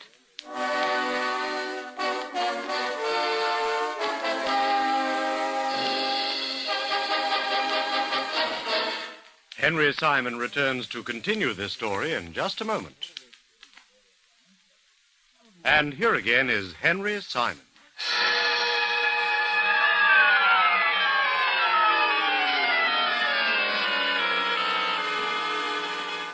Somewhat taken aback, Study stared hard at the young woman, who met his gaze unflinchingly, running a carefully manicured hand through her limp hair as she did so, the corners of her mouth registering faint amusement at the agent's obvious surprise. You look a little shocked, Mr. Study. That's putting it mildly. Assault's a pretty serious charge. No more serious than the damage he might have done me if he hadn't been stopped when he was. Stopped by who? Harry Gordon, a friend of mine. We were walking along the street minding our own business when suddenly Anthony appeared in front of us. He called me a filthy name, then knocked me down. I fell on the pavement and skinned my elbow. It all happened so quickly it was over before I'd had time to draw breath. Then when Harry turned to grab him, he ran away. Now, when was this? Last week. Swelling in my jaw's almost gone now. But you should have seen it a few days ago. Uh-huh. What day last week? The Tuesday afternoon, around 3 o'clock. And, that's when he was found missing from his post. Well, he wasn't in uniform. Just the trousers and the boots. Whereabouts did it happen? In the mall. About halfway along. Going towards the palace or away from it? Away from it. We were actually coming from Victoria. Uh-huh. So you did pass the palace? Yes. Did you happen to see Atwell on guard? Well, I wasn't looking for him. Obviously, he saw you. Well, the next time he sees me, it'll be in court. You and he were pretty chummy at one stage, weren't you?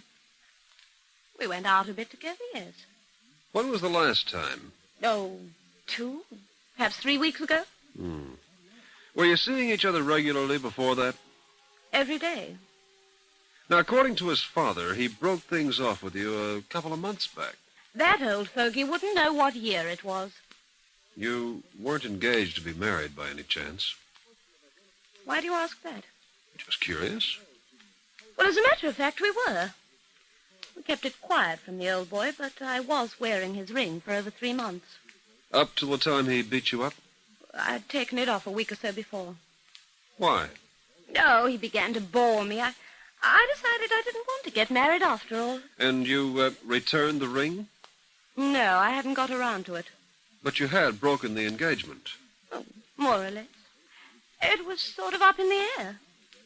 And meanwhile, you were going around with this Harry Gordon, huh? Harry and 1 or 2 others. I always did enjoy variety. I guess you realize you've probably wrecked Atwell's life. Oh, you're breaking my heart. Well, I guess that's something anyway. What? I was beginning to wonder if you had one.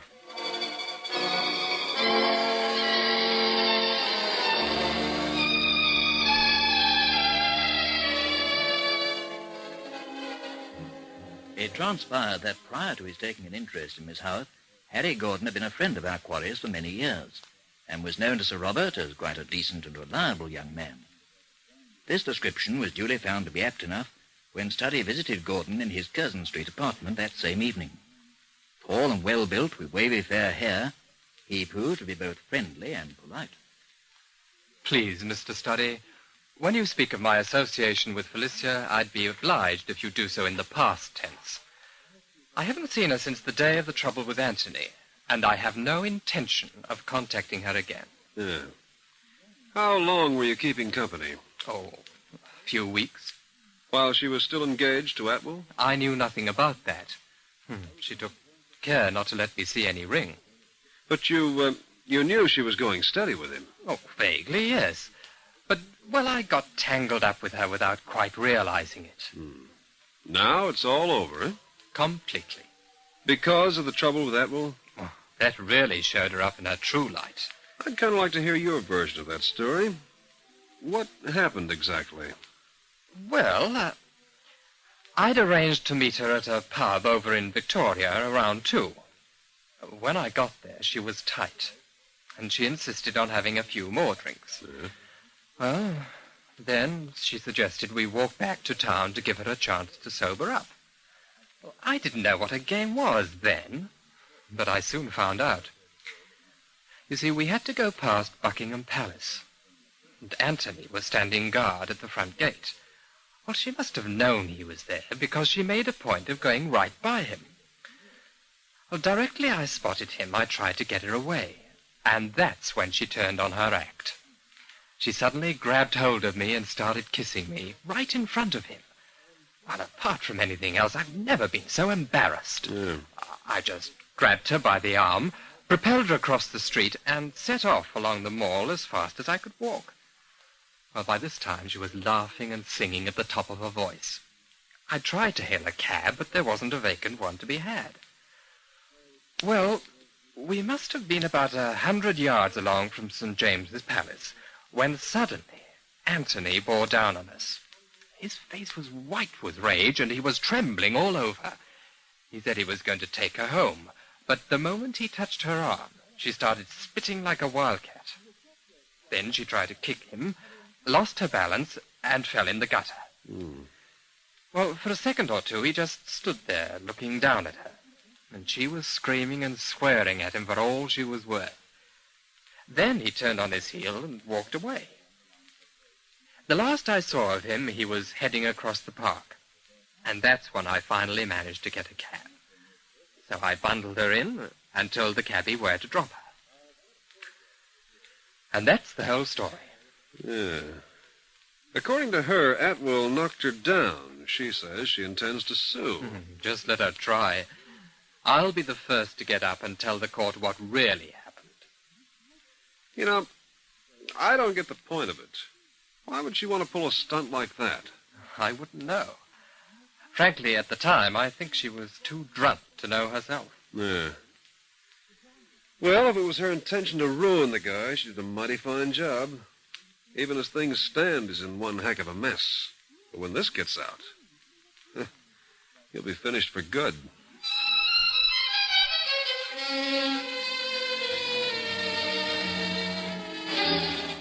Returning to the office, Study reported his progress, if such it could be called. In reality, we were no further advanced than we had been before. Indeed, we were a good deal worse off, because we'd exhausted our only leads and had nothing at all to show for them. In view of this, we had no option except to push the case to one side in favor of other, more fruitful investigations. It was purely a temporary shelving in the absence of pertinent information, but it was difficult for me to explain this to Sir Robert, who appeared to be of the belief that we were abandoning the search altogether. As it happened, the case was opened abruptly some 2 days later, when, shortly before 5 in the afternoon, Study received a phone call.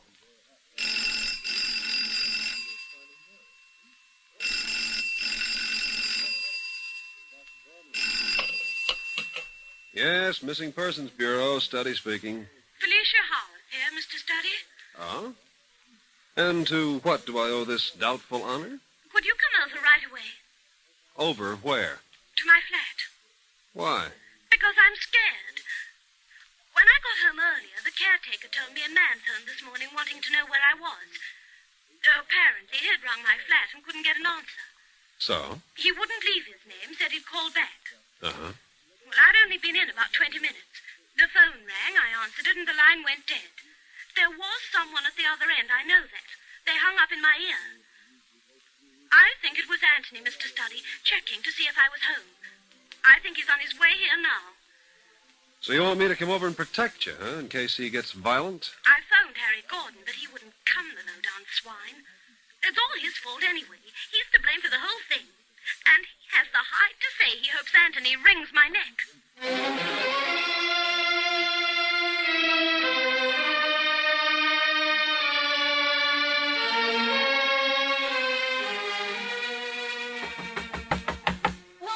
The big bad wolf. Now open up or I'll huff and I'll puff. Just a moment.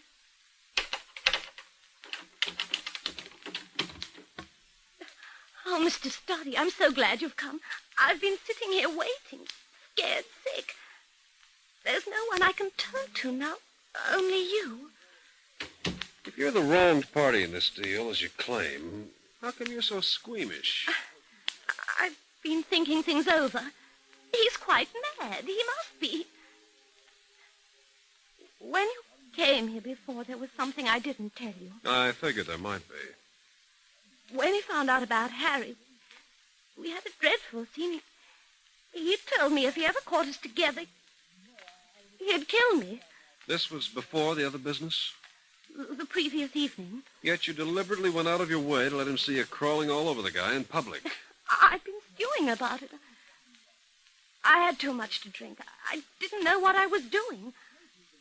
I just wanted to show him I wasn't bothered by his threats, that I'd do as I chose. You're bothered plenty now. Wouldn't you be if you were in my shoes? Beautiful. If I was in your shoes, I'd cut off my feet. Oh, please, Mr. Studdy, don't joke. I'm telling you, he's out of his mind. Well, he hasn't shown up yet. Maybe he's not. That'll be him now. Soon see. Well, hi, Gordon. Harry, what are you doing here? You invited me, remember? You said you wouldn't come. That was 2 hours ago. I've had time to change my mind. You look pretty shaken. Something wrong?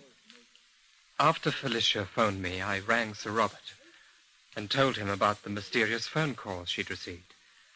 I thought he might like to know in case Anthony did show up. Yeah? It wasn't Anthony who rang. It was the old chap himself. He wanted to ask her if she'd heard anything, but when he heard her voice on the other end of the line, he couldn't bring himself to talk to her. So he hung up. You mean it was that old fool all the time? That's right. He phoned this morning, and you weren't in, so he spoke to the caretaker. Then he called back this afternoon. And to think I've been worrying myself silly. You've a lot more than that to worry about. What do you mean? It came over the radio, not half an hour ago. Over the radio? A news bulletin. At 3:20 this afternoon, the body of a man was pulled out of the river. It was estimated by a police doctor that he'd been in the water for at least a week. He carried no identification, but it didn't take them long to trace him. The clothes he was wearing, the boots, part of a uniform. Oh, no. The uniform of the Royal Guard.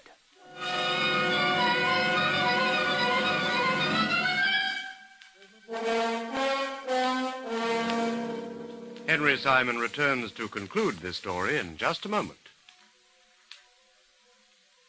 And here again is Henry Simon.